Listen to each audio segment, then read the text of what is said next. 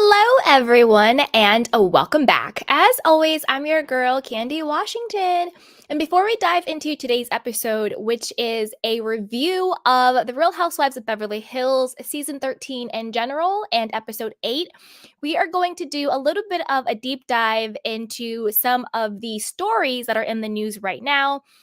What happened with Mauricio Umansky's $32 million fraud case. I have a couple of conspiracy theories on this. And then we're also going to talk about Morgan Wade. As you guys know, I don't think her and Kyle are in a sexual relationship. I think it's more contractual. And we're going to do a little bit of looking at some body language when it comes to Morgan Wade. And then we will get into the show.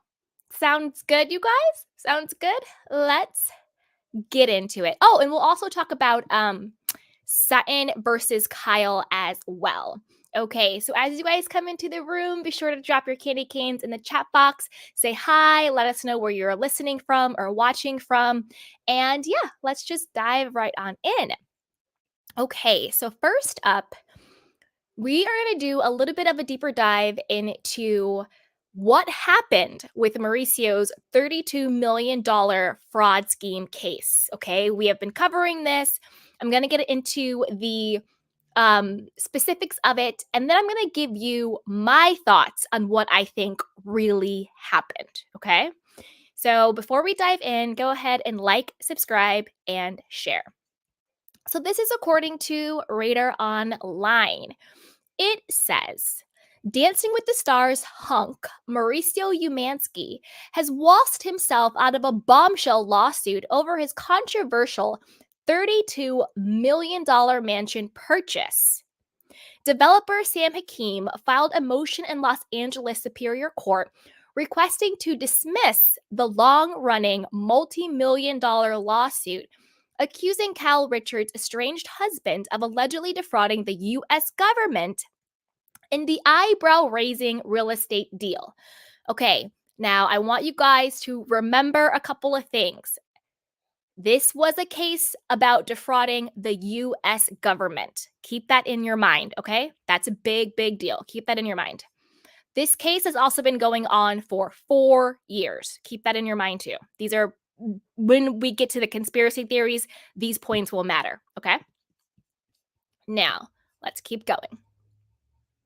The request to dismiss the case was filed on December 7th with prejudice, a legal term that prevents Hakim from refiling the claim once the judge ends the legal scum.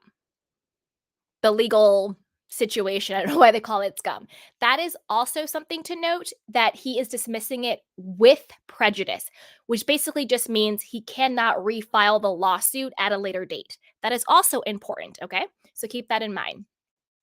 Natasha says, not hunk. I know.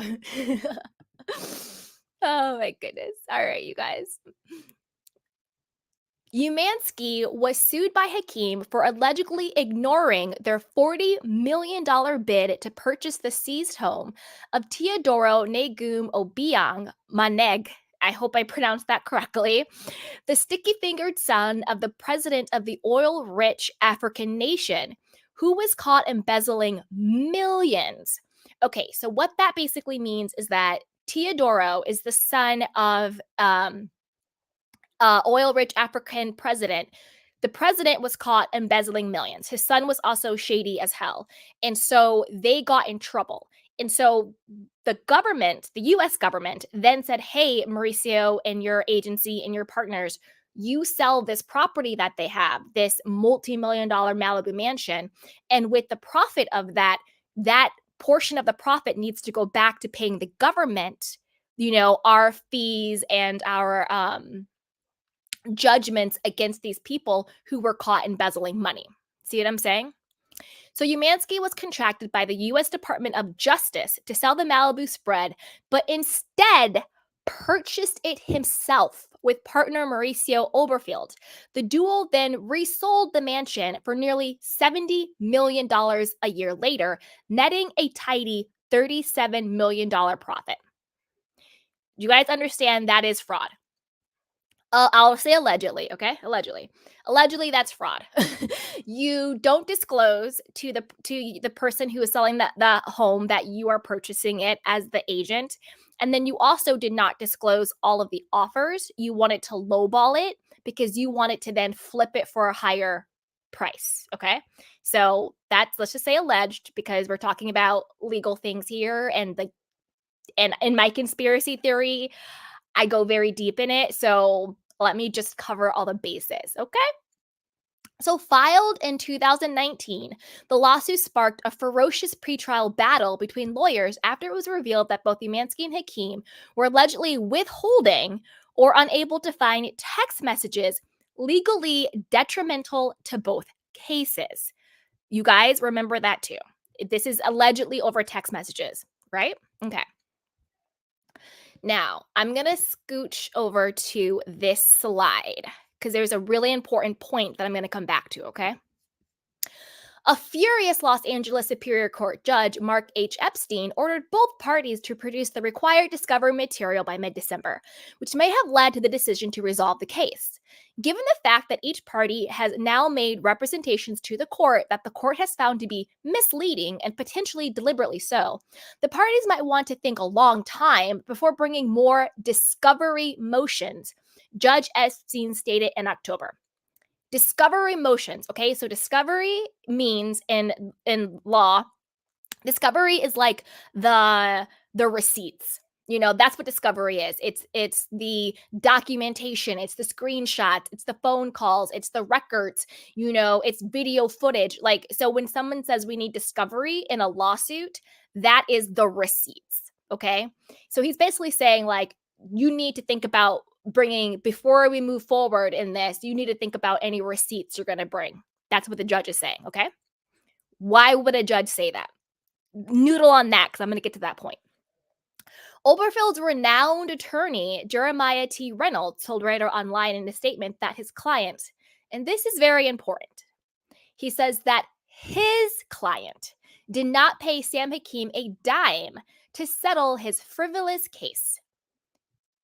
We're going to get back to that point too.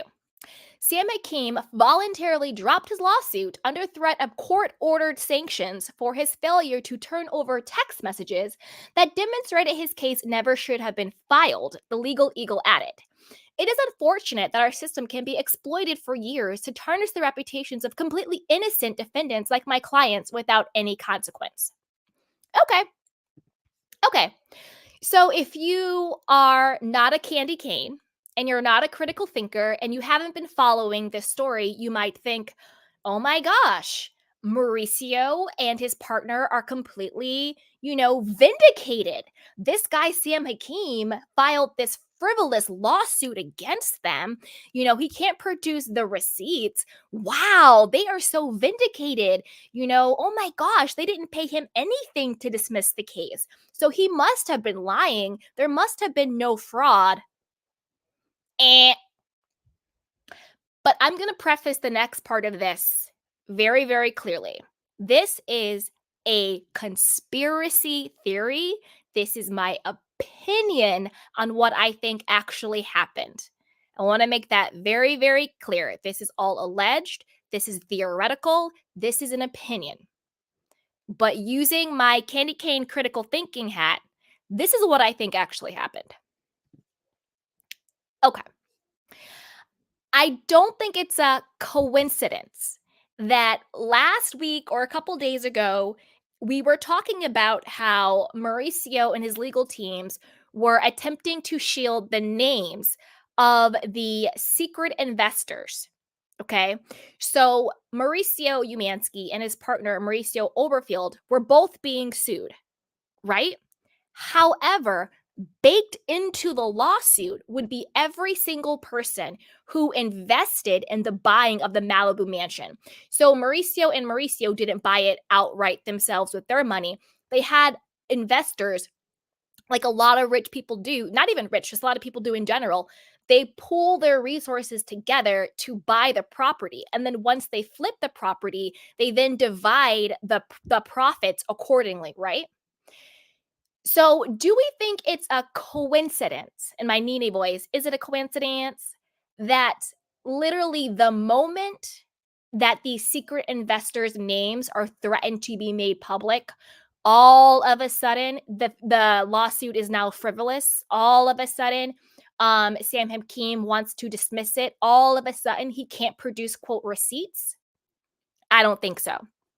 Now, let's go through the article also from Radar Online talking about that. And then I'm going to break down the two theories that I have of what happened. Okay.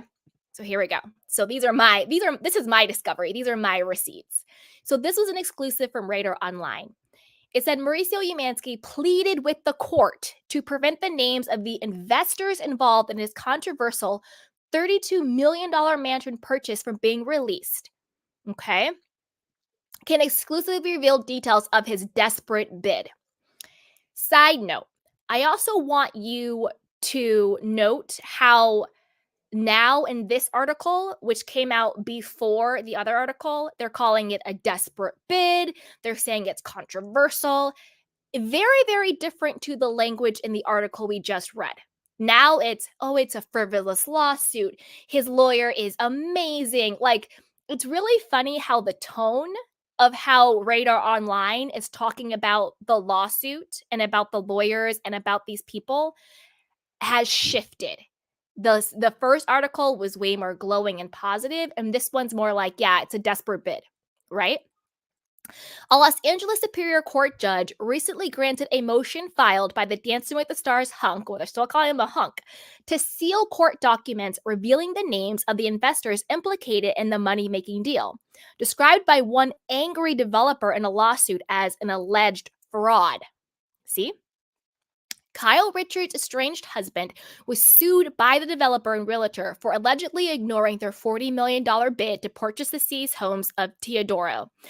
And as we know, he's the sticky-fingered son of the president of the oil-rich African guy who was embezzling millions. We all know that.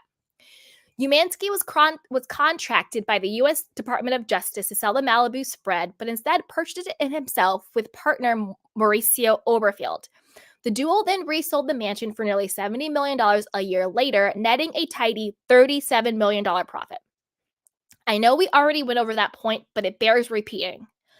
They got a $37 million profit. That's a lot of coins. Okay? Court documents revealed Umansky and Oberfield convinced others, these are these, quote, secret investors, to contribute money to the scheme that unfolded between 2016 and 2017. In a desperate bid to get the case tossed, Umansky's team also filed a motion to seal portions of the exhibits revealing the names of the so-called passive secret investors, claiming he wants to protect their privacy. You're damn right he wants to protect their privacy, because he also wants to protect himself. I'm pretty sure that these passive investors, secret investors, are very powerful people, are very influential people, are very wealthy people, and are probably very ruthless people. Because I'm going to be honest with you, Mauricio Umansky is a ruthless person. From everything we've heard about him, all of the cheating, the way him and Kyle allegedly stole Kim's house from her, all of the fraud cases he's had, this is just one of many. There's a ruthlessness to that. The way he screwed over Rick Hilton, he's a very ruthless person. And ruthless business people deal with other ruthless business people. So he's in bed with very ruthless people. Okay. So I'm sure he wants to also protect himself. Now, let's talk about the judge. So Judge Mark H. Epstein agreed to temporarily hide their names following a November 17th, 2023 hearing where he ordered Umansky and the plaintiff's developer Sam Hakim and realtor Eitan Siegel to file more robust legal briefs in favor or opposed to exposing the investors. After all, the court has some doubt as to whether the names of the investors are all that critical to the motion or opposition. And if that is correct, the court might grant the motion in that respect. This is very important. So, the judge was saying, whether the names of the investors are critical to the motion or opposition. If it's correct, the court might grant the motion in that respect. So he's saying if the investors' names, i.e., who they are, is critical to this fraud case, then they will be made public. If they are not critical to the fraud case, then they won't be made public. That's important to my theories, okay? But the court is not sure of that. Defendants have already suggested that all of the investors were mere passive investors, although that was at least arguably not the case. It's definitely not the case, and I do think it's very, very, very important. Not the case, okay? The judge also indicated the parties may be trying to hammer out a deal that may hinge on keeping the names of the investors out of the spotlight. This is also very critical. Okay. So prior to the article we just read about it being dismissed, the judge seems very level headed. The judge is like, listen, the parties might be hammering out a deal, with the bargaining chip. Listen, if we keep the investors' names private, then we'll hammer out some deal with you. But that would mean that the public, quote, public, and legally, it would mean that the investors and Mauricio would have been guilty of fraud. They may have had some deal, they may have done something, but it would imply, at least, the implication would be, yes, it was fraud. And you got a settlement to go away. So on paper, that doesn't look good. See what I'm saying? Okay. Because that's also very important about what does it actually look like on paper. Okay. So the judge again seemed very level-headed, put in your motions, each side in this article. But the previous article, it was a very angry judge. And he was like, don't think twice about bringing your receipts to the court and blah, blah, blah, blah. I wonder why the judge changed his tune. Okay. As to the settlement, the court will need to better understand what the nature of the privacy right is, other than that the parties would just like to keep their document confidential. And the court is not even sure of that, as not all of the properties to the settlement have been weighed in on the motion he wrote in court documents. The case is ongoing. Okay, so the judge is extremely level-headed so far. Then all of a sudden, in the other article, he's angry and, this case is frivolous and you better think twice about bringing more discovery. Why would the judge flip like that? I have a couple of theories. I said it before, I'll say it again. These are theories, these are opinions, okay?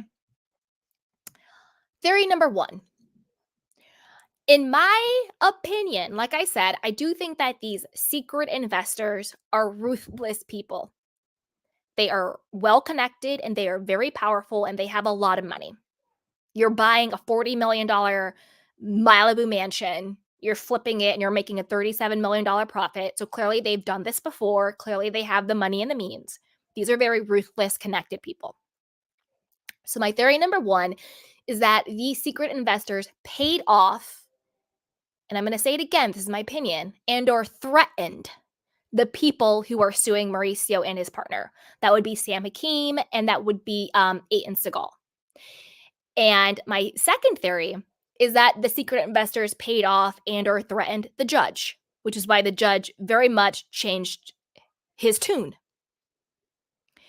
And then theory number three, which kind of bakes into all of this, is could some of the secret investors have been government officials themselves?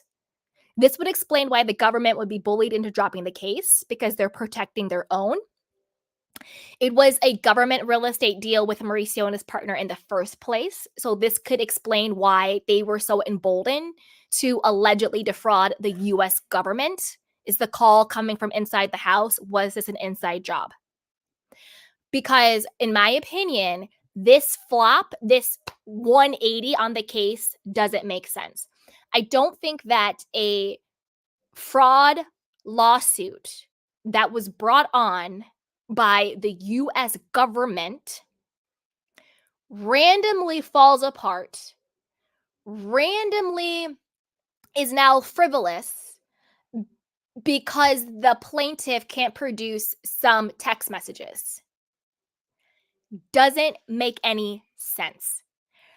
And I also, you guys know, I don't believe in coincidence. I believe in conspiracy. I don't think it's a coincidence that the moment it was about to be made public, the name of these secret investors, within a week's time, because the article I was reading from Radar Online was at the end of November. We are mid-December. That's within 1 to 2 weeks time, and this is important, this lawsuit has been going on for 4 years. So over the course of 4 years, the US government and the judge believed that this was a serious case of fraud, believed that this case was a serious case to continue. But in the course of 2 weeks, when the secret investors' names are about to be made public, all of a sudden, now the case is frivolous. All of a sudden, the plaintiffs can't provide text messages. And this actually isn't true, because they did provide text messages. Oh, I just remember now. I wish I would have found them. They did provide text messages. The side that wasn't providing text messages from previous articles was Umansky's side. They were saying, "Oh, we got new phones and we lost all of our conversations and blah blah blah blah blah blah blah blah." You know what I'm saying? So I think it went down one of two ways. With baked in, could some of the secret investors be government officials? Because this is what I really think happened in my conspiracy theoretical mind. I think that the secret investors paid off Sam Hakim and Adel Segal, and maybe even like the government secretly paid them off to dismiss the case with prejudice. I think that the judge, once he understood all of the players and all the implications, probably got a little shooketh and was like, okay, I don't want to really be a part of this. I don't really want to sign up to take on these people. So let's just say, yeah, it's frivolous and let's drop it. And I do think that some of the investors are either just very powerful, ruthless people who maybe have things on people or are very powerful, or maybe government officials themselves. But I do not think, and this has nothing to do with how I feel about Kyle or Mauricio. I don't know these people. These are just my fun theories based on a reality show. So my opinion on this is nothing personal. I do not think that this case was dismissed because they were innocent. I think there's something deeper and more fishier going on, because that's just common sense. I don't think that this case would have went on for 4 years without some validity to it. And I don't think that the judge would dismiss the case just because the plaintiff couldn't produce a couple of text messages. And why would the judge say, you need to think long and hard before you bring any more discovery to this case? So why would the judge say, you need to think long and hard before you bring any more receipts? I'm not saying the judge was threatening. I think the judge was warning. Like, we just stepped into something we didn't mean to step into. Because it seemed like in the first article or the second article I read, the judge didn't know who the secret investors were. But it seems like after it was revealed, at least privately, the ships turned. Do you see what I'm saying? And that's why I said this is very important, because you remember, you always have to really think about what people say, especially lawyers, especially business people, especially narcissists, especially very strategic people, because what they say is actually important. So the lawyer said, he said specifically in his statement that his client did not pay Sam Hakim a dime to settle his frivolous case. He did not say Sam Hakim was not paid to settle his case. Those are two very specific and very two different things. Do you understand? By him saying, well, my client didn't pay him, it doesn't mean that he wasn't paid by somebody else, which is why I think the secret investors got together and they said, listen, we're going to give you some money. You're going to drop this case and you're going to shut up and go away, because you don't want the smoke that is coming for you if our names are made public. And then also, don't forget, the judge said before that the parties were working on settling the case in order to keep the names private. But if they did that on paper, then on paper, it would mean that Mauricio and the secret investors basically are admitting that they committed fraud, but without going to court and being found guilty. Like, okay, you know what? I committed fraud. Here's some money to go away. It's not a good look. It's just not a good look, right? And I think that these investors want to keep their names out of it and they want to keep their reputation out of it. And I think it's very telling that literally 1 to 2 weeks after we're talking about the investor names being made public, all of a sudden the case is miraculously tossed. Doesn't make any sense to me. Again, this is my conspiracy theory. These are my opinions, and everything is alleged. But that's just how it snuffs out to me. Okay. So I want to know what you guys think. Put it down below. Do you think that it's a little bit too good to be true that randomly, after 4 years, after allegedly defrauding the US government of $37 million, miraculously, Mauricio's case is all of a sudden frivolous and, hinged on a couple of text messages? Okay. And then also, or do you think, no, they didn't do anything wrong? This guy was just out here suing him. The government was out here suing them for no reason. They didn't do anything wrong. Put it down below. And do you think that Mauricio's multiple lawsuits, because this is just one of many, has anything to do with him and Kyle separating? Is this a Erica Jane Girardi moment where, let's just say that, we're separating, even though I do think that tension between them seems really, really real. But she's basically just like, I'm tired of this and I want to protect my money. I want to protect my assets. I want to protect my children. I want to protect my property. She even said in this last episode, and we'll get to it when we do a deeper dive onto the episode, she said that her best friend Lorene in her will was over her money and her children, not her husband. I don't know if it was if we both pass, but she said if she passed, she wants her money and her kids to go to her best friend. So, hey, put it down below. Let me know what you guys think. And before you do that, be sure to like, subscribe, and share. So with that, let's move on to our second deep dive of the day, you guys. Okay. So this one is all about Morgan Wade breaking her silence after Dorit claimed the musician's relationship with Kyle Richards caused the Real Housewives of Beverly Hills castmates' friendship to, quote, suffer. Okay? To, quote, suffer. And I have the receipts, and by receipts, I mean I have the video. So we have the video of Morgan Wade, responding to Dorit saying that Kyle kind of, backed away from her when she got closer to Morgan. And then we also have the clip from Dorit being on Watch What Happens Live when she said it. And then I'll share my thoughts on the entire situation of what's going on. Okay. So let's begin. So this is from Reality Tea. It says, almost as soon as it came out that Kyle Richards was having troubles in her marriage to Mauricio Umansky, fans turned their gaze to Morgan Wade. Rumors spread like wildfire of an affair between the Real Housewives of Beverly Hills star and the country singer.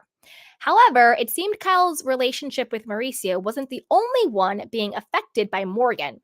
On a recent episode of Watch What Happens Live, fellow Real Housewives of Beverly Hills star Dorit Kemsley had a word to say concerning Morgan. Dorit said she felt the closer Kyle got to Morgan, the further she got from me. As of December 8th, Morgan was made aware of Dorit's comments and gave an initial response. Okay, so now let's watch that clip from Watch What Happens Live, and then we will get into Morgan's response, okay?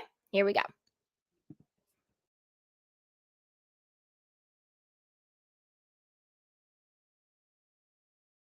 Dorit Lake M wants to know how Kyle's new friendship with Morgan Wade affected your friendship with her. I mean, she'll kill me, but I feel like the closer she got with Morgan, the further she got from me. Wow. But I don't think I'm the only one. I just think that... That feels that way. It does. Wow. Interesting. Sorry, Kyle, I love you, but it's the truth. That's how I feel. Okay. Dorit, girl, bye. See, this is the thing. I think both things are true, but also not true. And I'll tell you what I mean by that. Do I think that Kyle herself has distanced herself from certain relationships and has sort of clung to this Morgan Wade fantasy relationship? Yes, but I think that's more of just what Kyle herself is going through with her best friend passing away, with the estrangement from her family, with the cheating allegations from Mauricio. I think that Kyle herself, like a lot of people do when they either reach a certain age or they are in crisis, because I think Kyle has been in crisis, they tend to shut out certain people and sort of what word am I looking for? When you idolized, and they sort of idolize certain people or certain relationships in almost a fantastical way. Like, I think that Kyle idolizes her relationship with Morgan. And it's almost like a fantasy for her. It's almost an escape. I don't think that's how Morgan feels about Kyle. And we're going to talk about that because when we watched Morgan's clip, I want us to put our candy cane critical thinking caps on and really look at her body language. Look at how Morgan speaks. Look at how she moves. Look at her eyes. Look at how her body responds when the paparazzi says Kyle's name. Look at how her body responds when they ask her certain questions, because I think that's really what's telling here. But back to Ding Dong Dorit. So when it comes to Ding Dong Dorit, yes, I do believe that Kyle has sort of isolated herself from certain relationship and has idolized other relationships as a coping mechanism. But I don't think that's the crucial reason why she distanced herself from you, Dorit. I don't think you can talk about you and Kyle's friendship suffering without talking about the rumor heard around the world that you and Mauricio were having an affair. I don't care that Kyle tried to laugh it off at the reunion, and that's the only time anybody at Bravo has ever talked about it, pretty much. Maybe one time What Happens Live, and she's like, "Oh, they're just ridiculous rumors." I'm sorry, that is the biggest, juiciest elephant in the room of this entire season. It's not just that Mauricio is cheating. It's not just Kyle is having an affair with Morgan. It's Mauricio and Dorit allegedly have an affair. That is huge. That is a huge rumor. Whether you believe it's true or not, words have energy. And there are consequences to certain words that people say and use. And I don't care what anybody says. When you are close to someone, you're a couple pair, and there is a rumor, and not just a rumor, but multiple rumors, and not just private, but very, very public, that your best friend and coworker is having sex with your husband. I don't care how strong your friendship is. I don't care how strong your marriage is. There's going to be consequences to that.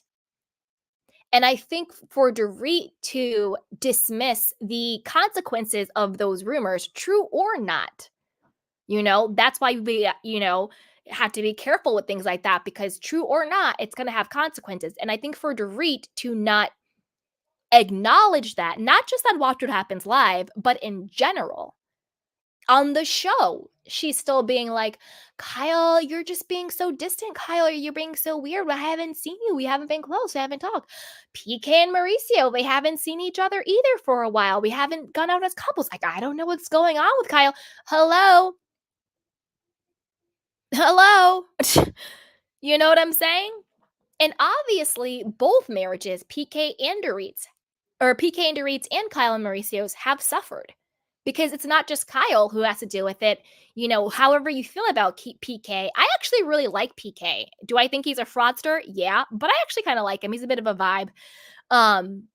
PK also has to deal with, well, wait a minute, one of my best mates, one of my almost business partners, there's also a very public rumor that he's sleeping with my wife. That also has a consequence on a marriage. So there's also reasons maybe why PK is in London all the time now. Maybe there's another reason why PK isn't wearing his wedding ring. Maybe there's a reason why PK is allegedly living in the Beverly Hills or the Beverly Hilton hotel and not at home with you, Dorit. You got to look at it both ways. You know, PK may do his little bankruptcy insurance scams, allegedly, but he's still a human being. And I love to kiki and I love to shade and it's so much fun and I'll do it forever. But at the end of the day, I also like to look at these people as humans. And as a human being, there is a consequence to being like, is one of my best friends having sex with my spouse? It just is. It just is. No matter how you slice it, it just is. And for the entire season to act like this rumor doesn't exist, to me, is a big reason why the season is failing a little bit. It's a huge elephant in the room. And then for Dorit not to acknowledge that and to blame Morgan, it's a huge elephant in the room. You see what I'm saying? Okay. Now, let's move on to Morgan's response, okay? So in a video shared with the Daily Mail, and I have the video, so we'll watch it, one inquisitive, quote, fan, it's not a fan, by the way. So the article says fan, but it's not a fan. It is clearly a paparazzi person. Caught Morgan exiting the airport. When asked if she'd been spending the holidays with Kyle, Morgan laughed and shook her head, reporting that she was heading home to be with family. Morgan further stated she was unaware of Dorit's comments. Wow, I didn't see that, she said. I don't have any thoughts on it. As for whether she liked her appearance on Real Housewives of Beverly Hills, Morgan explained, it's different for me. I mean, it's not what I want. It's not what I do, but, you know, it's cool for other people. She then said she'd likely stick to just playing music. When asked if she might appear again, she shook her head with a smile. She says, I'm good.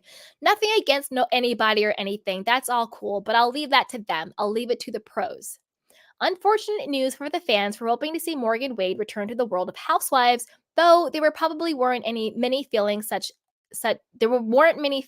a way. As for Dorit and Kyle, we'll just have to wait and see where they land. Okay, speaking of seeing where people land, we're going to watch the video of Morgan's response, okay? And like I said before, put on your candy cane critical thinking hats. Watch her body language. Watch her eyes. Watch how she moves. Watch the cadence she uses, okay? Because it's not what she says, it's how her body responds to it. And then we'll get into it, okay? Here we go. Morgan, wow, you got eyes like a hawk. How are you doing? Excellent, good. Look, I've got to ask, I'll keep it really short and simple. How are you spending the holidays? Back home with my family. Back home? Kyle says she's spending it here with her family, so not together? No, I mean, the holidays are long. Christmas, New Year's. All right, let me ask you this. So Dorit Kemsley, Kyle's castmate, was on Watch What Happens Live with Andy Cohen the other night. And she said that her relationship with Kyle essentially suffered the closer she got with you. I didn't see that. Well, it was on last night. It was on last night, Wednesday night. What are your thoughts on that? I don't have any thoughts. No thoughts? Would you ever make an appearance on Real Housewives? I did, like last week. Last week? I don't watch. See, I should watch more. Do you like it? It's different for me. I mean, it's not what I do, but, you know, it's cool for other people. Like, I don't know, I play music. That's what I'm good at. But even your twang, you got a southern twang, to be in the Real Housewives at Beverly Hills, that's something new for them as well, you know? More of that? Do you want to do more of that? No. No. You good? Not really. I'm good. Nothing against anybody or anything. That's all cool, but I'll leave that for them. Just not really your thing. You'll leave it to the pros. You do what you do, they'll do what they do. I'll do it, yeah. All right, take care, Morgan. Thank you. Bye.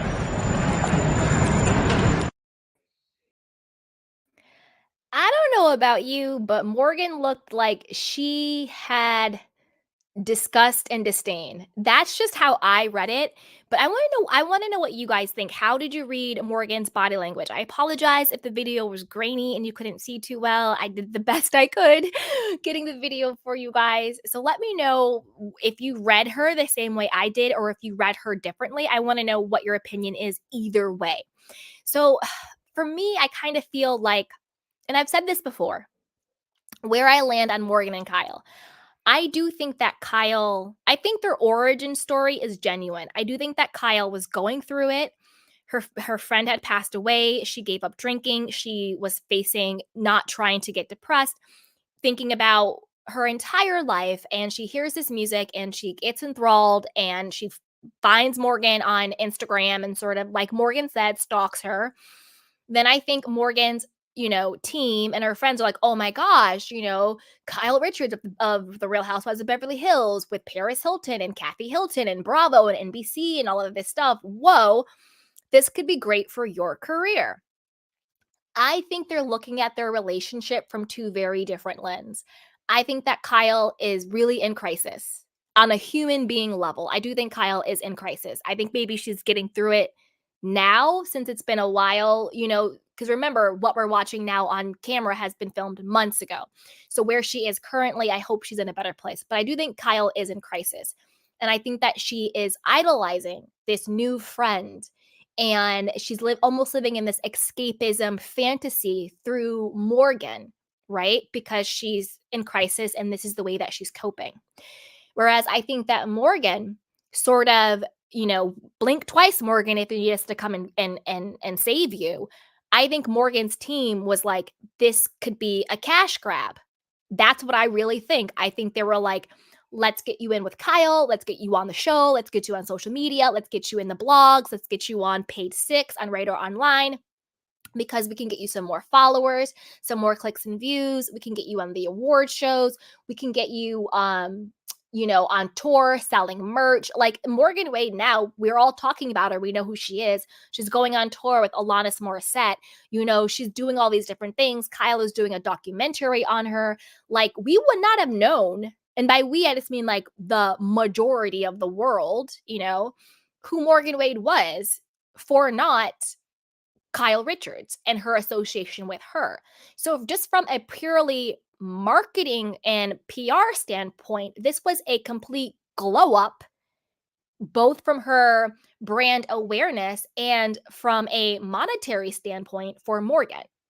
And I think Morgan understood the assignment of just play along to get along, but I think her soul is so not in it. Just cringing every single time. Her soul is just not in it. That's what I think. I don't think that they have this sort of teenage, lesbian, exciting love affair. And I don't mean lesbian in a derogatory way, obviously, not at all. I'm just saying that because they're the two of them as women, and that's what that relationship is called. Obviously, no disrespect by any means. I want to be very clear on that. But I don't think it's sort of that. I think that Kyle is idolizing the relationship, and it's like a point of escape for her. But I think for Morgan, it's a cash grab. And now if you look, Morgan came with Kyle to like, Kathy's had like 20 holiday parties, but at her latest holiday party, Morgan was there with Kyle, and everyone's like, oh my God, Kyle brought Morgan.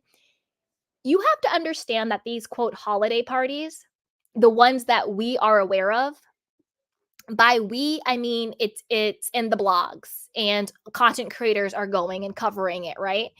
Those are not actual holiday parties. Those are press days.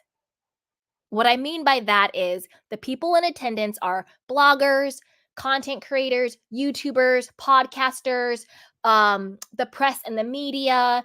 And then they'll have sprinkled in some of, Kathy's famous friends. They're doing photo ops. They're wearing pajamas. They're doing gifting. They're hosted by DirecTV. Those aren't actually Kathy Hilton's inner circle family private holiday parties. If we are seeing it, it is a press op. Morgan showed up to work. You see what I'm saying? Like, you really got to think about this stuff. If we are seeing it, and if content creators are going, if page 6 is covering it, if it's sponsored, those are press ops. The real parties that people really have, I mean, like their actual parties, we will never know about them. We will never know about them, because that's where the real ish goes down. You understand what I'm saying? There will not be a blogger in sight. There will not be a step and repeat. It will not be on Twitter. It will not be on YouTube. It will not be on Radar Online. When they have their real parties, we're not going to know about it unless you are part of their actual inner circle. So the whole thing about Morgan coming with Kyle, it's a photo op. Morgan showed up to work. And that's just my opinion on it. That's my opinion on it, you know? But there's people who think otherwise. They think, nope, Kyle and Morgan, they are, two giddy women who are in love. They're just super excited about being together.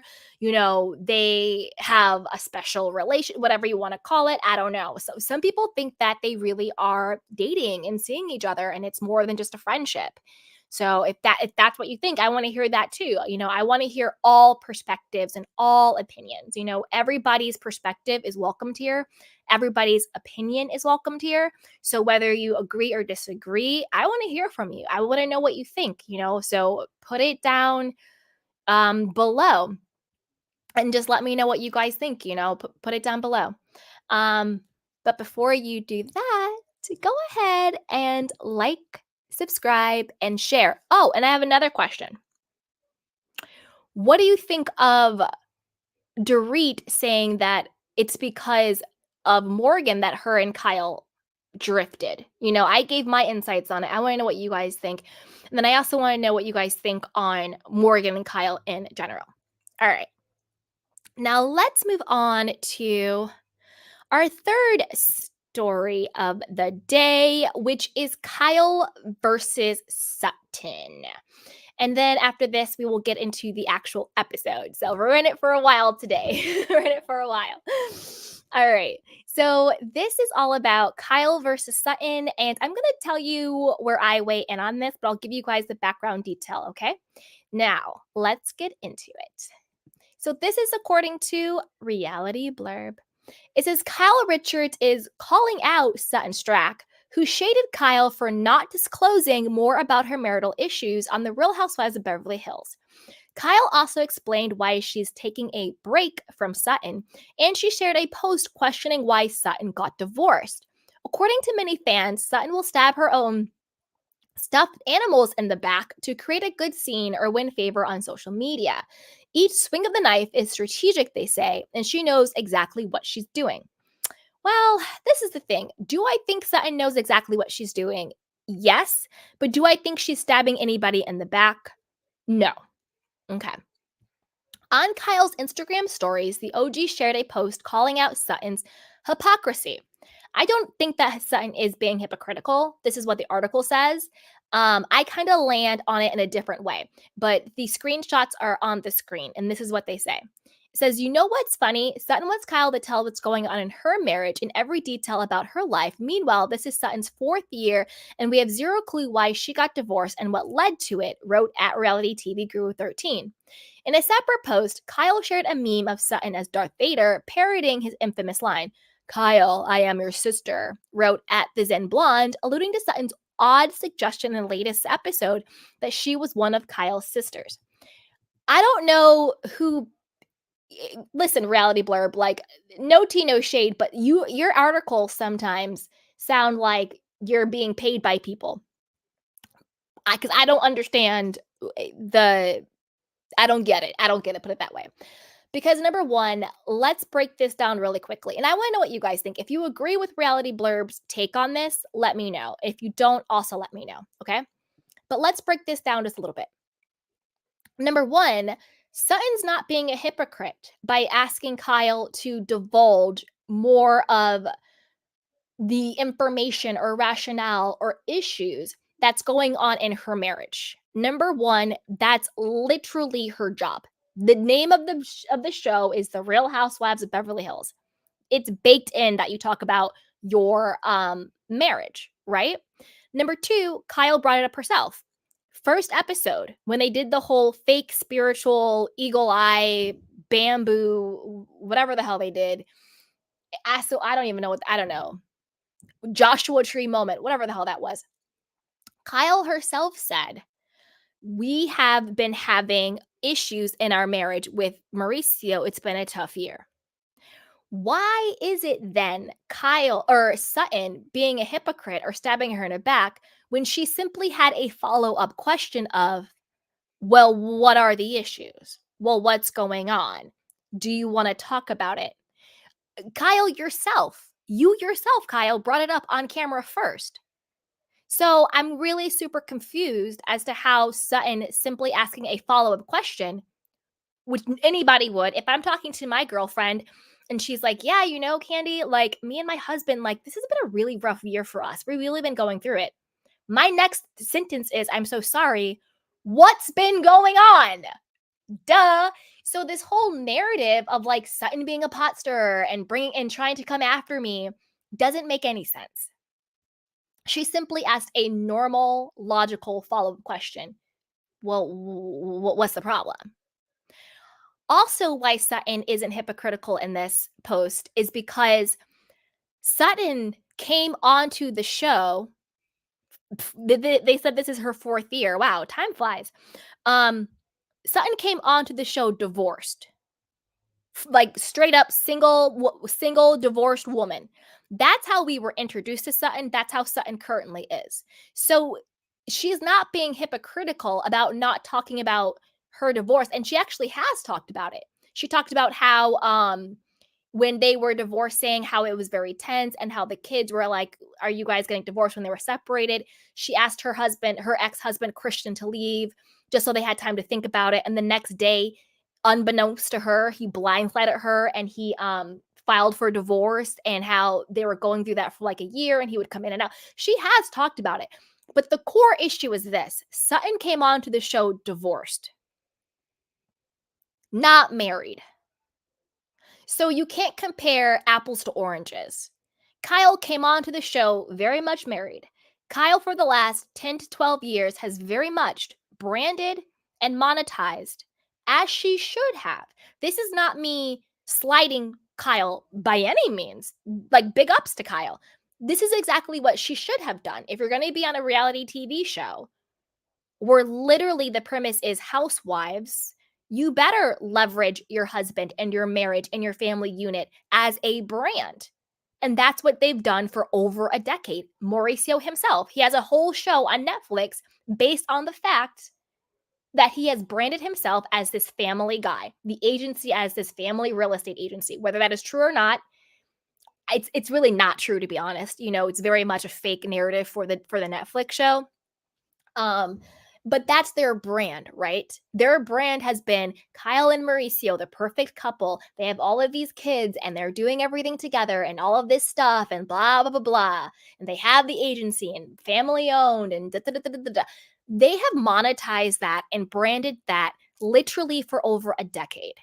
So you cannot now act like it is absurd for literally anyone to bring the state of your marriage into question when that has literally been your entire cash cow for over the last decade.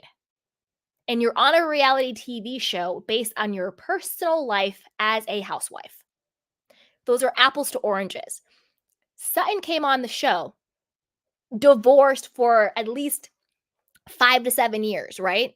Because if she came on 4 years ago, and I think now she's been divorced for about 7 or 8 years. You know, I might be, to quote Phaedra, that might be some sketchy math there. But for whatever it is, right? She came on the show divorced. She has been branding herself and monetizing herself as a rich, divorced woman. So it's apples to oranges. And she has been talking about it. Even in the last episode, she's talking about Christian and how he was controlling and how he's moving and how all of this stuff. She has talked about it. But the catalyst for her divorce or that, it doesn't make any sense to me. It's like, it's such a reach. It is such a reach with that one. Okay. Now let's keep going. On an Amazon Live session, Kyle addressed where she and Sutton stand. I'm just taking a little break from Sutton, said Kyle in a post shared by Bravo Snarkside via Bravo Housewives, because Sutton was really my friend. We're friends. I have this Amazon Live clip and we'll watch it. And I was really surprised at her, like, coming at me and acting like I had done something wrong by having something going wrong in my marriage, she wrote. Okay, Kyle, I'm going to stop you there. And we will watch the clip. This is where you're getting it wrong, Kyle. Sutton never said that something was wrong with you because something was going wrong in your marriage. Sutton just said what's going on in your marriage. She never judged you. She never said you were wrong. She was like, Sutton basically said, I thought we were friends. You talked about it publicly on the show first. And I'm asking you, as a friend who's on a reality television show with you, what's going on in your marriage? Like all the other bloggers and paid sixes and reality blurbs and YouTubers are talking about. And it's very, very telling. Like, why does Kyle have so much smoke for Sutton bringing it up when Dorit brought it up multiple times on camera? Dorit brought up this the issues in Kyle's marriage when they were in the car going to the Pretty Woman surprise party for Dorit. Dorit brought it up when Kyle came over to her house for dinner. So Dorit brought it up on camera twice about the issues that Kyle and Mauricio were having. But she doesn't have that same level of smoke for Dorit. When Sutton brings it up, all of a sudden Sutton is this horrible hypocrite trying to destroy you and stabbing you in the back. I'm confused on that one. What's the difference between Dorit bringing it up on camera and Sutton bringing it up on camera? Both brought it up on camera after Kyle, you yourself brought it up on camera first. So I'm confused as to how Sutton is the villain in all of this. And you guys know me, I don't hero worship. I like Sutton. She's my favorite on the show. But if I actually felt that Sutton was in the wrong, I would say that. You know, I'm not just saying I think Sutton is right just because I like her more than Kyle. Again, nothing personal, just as the characters that they're playing on the show. I like Sutton better. But even with that, if I thought Sutton truly was this maniacal stabbing in the back person, I would say that. But that's just not how I see this landing. So I want to know what you guys think, okay? Put it down below. As if I wasn't telling everybody everything, when actually, like I said a minute ago, I did tell everybody right out the gate that I was having problems in my marriage. Exactly. And all Sutton said was, what are the problems?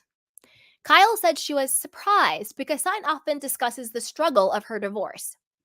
Why wasn't she just being supportive and my friend, asked Kyle. Like, you're mad at me. I just felt so weird when and then all of her interviews, I don't see any of that until the show airs, are really not nice. They're mean. Here I was thinking that we're friends.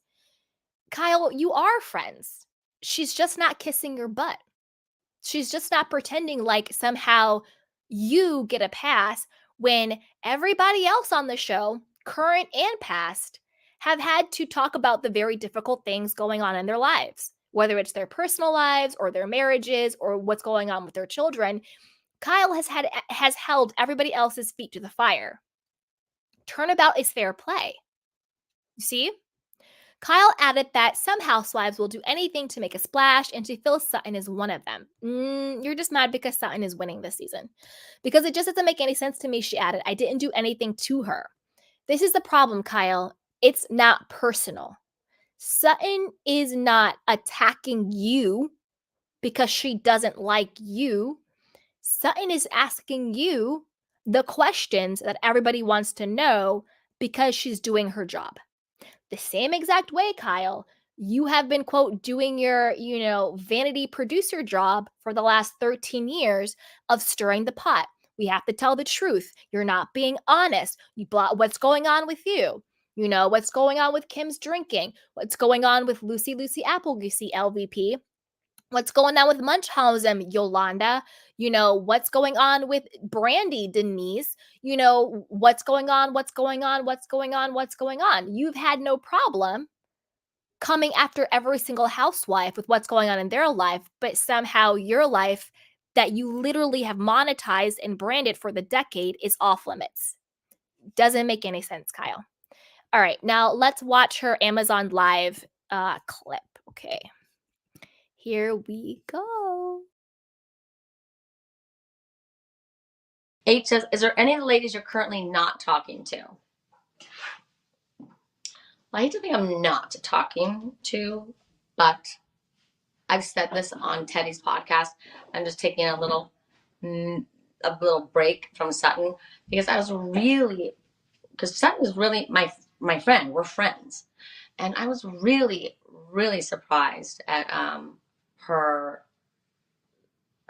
like coming at me and acting like I had done something wrong by having something going wrong in my marriage, like that I wasn't like telling everybody everything, when I actually, like I said a minute ago, I did tell everybody right out of the gate that I was having problems in my marriage.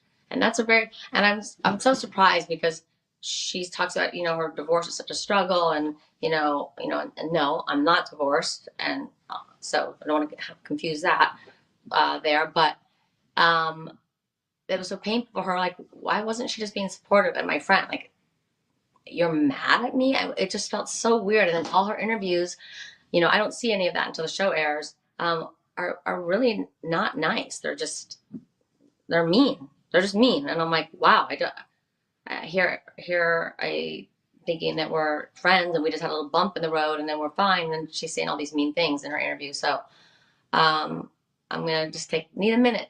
I'm going to need a minute. And I just don't understand that at all. I feel like, some housewives come in and like they want to make a splash and they'll just maybe do anything, and I feel like that's kind of what she's doing right now because it just doesn't make any sense to me. I didn't do anything to her, and we were in a great place when the show started. Really good place. So anyway, okay. Danielle says, you are so normal. Love all your content. Thank you so much. Maddie asks, what is your favorite stocking stuffer? I like to put, for my daughters, I like to put jewelry, like a little piece of jewelry in their stocking because that's a small box, and beauty products because they're tiny. Lip things, my favorite lip gloss, what are my favorite colors at the time. We talked about some of these that we showed before. This is another great thing, vitamin C, the afterglow, that lip mask that I talked about too. Fun little things like that. Just a little stocking stuffer and a little piece of jewelry, which we always love.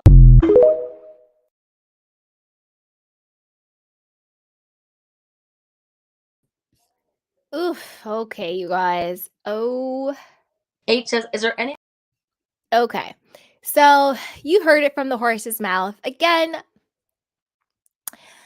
bear with me because I'm going to give Kyle an ounce of grace on this. An ounce of grace because I know she lost her friend, and I know that the death of her friend really put her in a tizzy, and not everybody has the same level of emotional intelligence. So for Kyle to say, we were in a good place and I don't know why she's doing this to me and I didn't do anything wrong, I think in Kyle's mind, and I'm trying to be very graceful to her and not just think that she's, a liar and being manipulative. I'm going to give her an ounce of grace. And maybe in her mind, that's how she's really interpreting everything. Because, when people are really horrible, or not necessarily horrible, but are unhealthy communicators, conversations to them feel like attacks, or asking questions feels like an argument. So people who lack a certain level of emotional intelligence, it's really hard to have conversations with them where you're asking questions or you're discussing something because they feel like you are attacking them, or they feel like, oh, it's an argument, where it's like, it's not an argument, it's not an attack. We're just trying to have a conversation about something. So maybe in Kyle's mind, she experiences, oh my gosh, you're asking me questions. Oh my gosh, you're holding me accountable. Oh my gosh, you're not just kissing my butt, as you're attacking me. You're saying something's wrong with me. They personalize it. You're coming after me. Where Sutton was just like, no, I'm your friend, Kyle, and I'm asking you questions because you told us that you were having problems in your marriage. And Kyle is the queen of, you ask her a question and that she doesn't want to answer, the first thing she does is then come for you. Oh, you're asking about my drinking? Well, you're an alcoholic. You drink too much. Is that your 5th glass? Oh, you're asking about me working out? Well, you don't eat. You push your food around. Do you know what I mean? Have you ever had conversations with people like that where you simply ask them a question that they don't want to answer? And instead of just saying, well, I'd rather not talk about that right now, they turn it around and they try to attack you. That's what Kyle does. Because everything she's attacking Sutton about is something that in her own life she is dealing with or has an insecurity around. Drinking and her weight and her body and all of that. I don't think it's, again, in my Nene voice, I don't think it's a coincidence that the same exact thing that she is trying to deflect onto and project onto Sutton are the 2 same exact things that have been very public and very vocal about Kyle herself struggling with. You know, it's like when you are, like, say you're going through a tough time with your boyfriend or your girlfriend, and your friend is like, oh my gosh, like, he didn't come home last night. And because you're triggered by the question, you're like, yeah, well, your boyfriend is cheating on you too. Or where was your boyfriend at? You know, where was your woman at? Where was your girl at? You know, don't come at me. Worry about your man. You know, where the person's like, whoa, whoa, whoa. I'm just asking you questions because I'm concerned about you. But because you are so in your feelings and you're so triggered by the question, and because you don't want to actually be honest with yourself, you are now trying to deflect and attack me.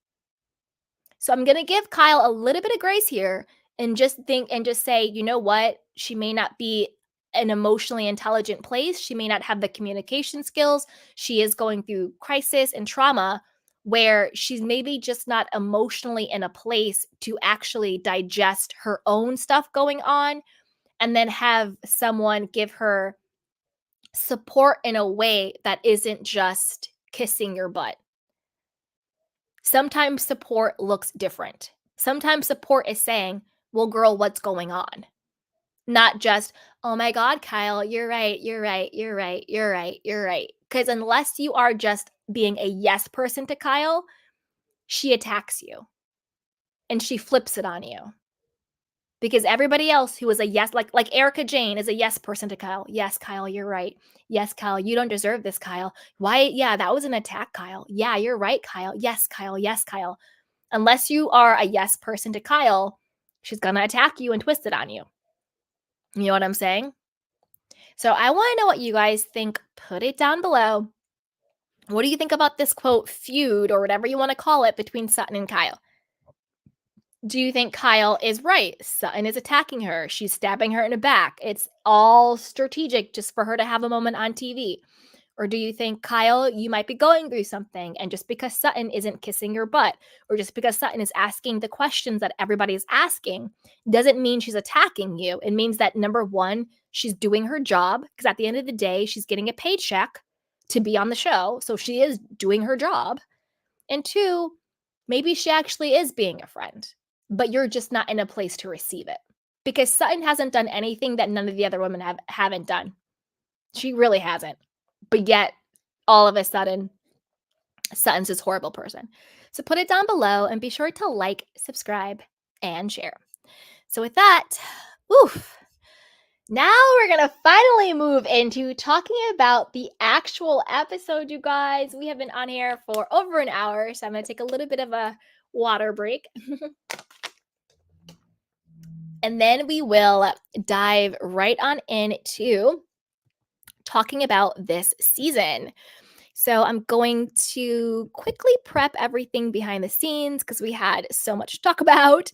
And yeah, so before we dive into talking about this episode, be sure to like, subscribe, and share. All right. Dun, dun, dun. Let's get into it. So the season overall itself, I feel like it is getting better. I'm always conflicted by whether it's getting better or not, but we're still watching. We're also talking about it. So overall, I do think the season is getting better. You know, I do feel like each housewife is starting to bring more of their own storylines to the show. And it's not just like one note, you know, which has been Kyle, Kyle, Kyle.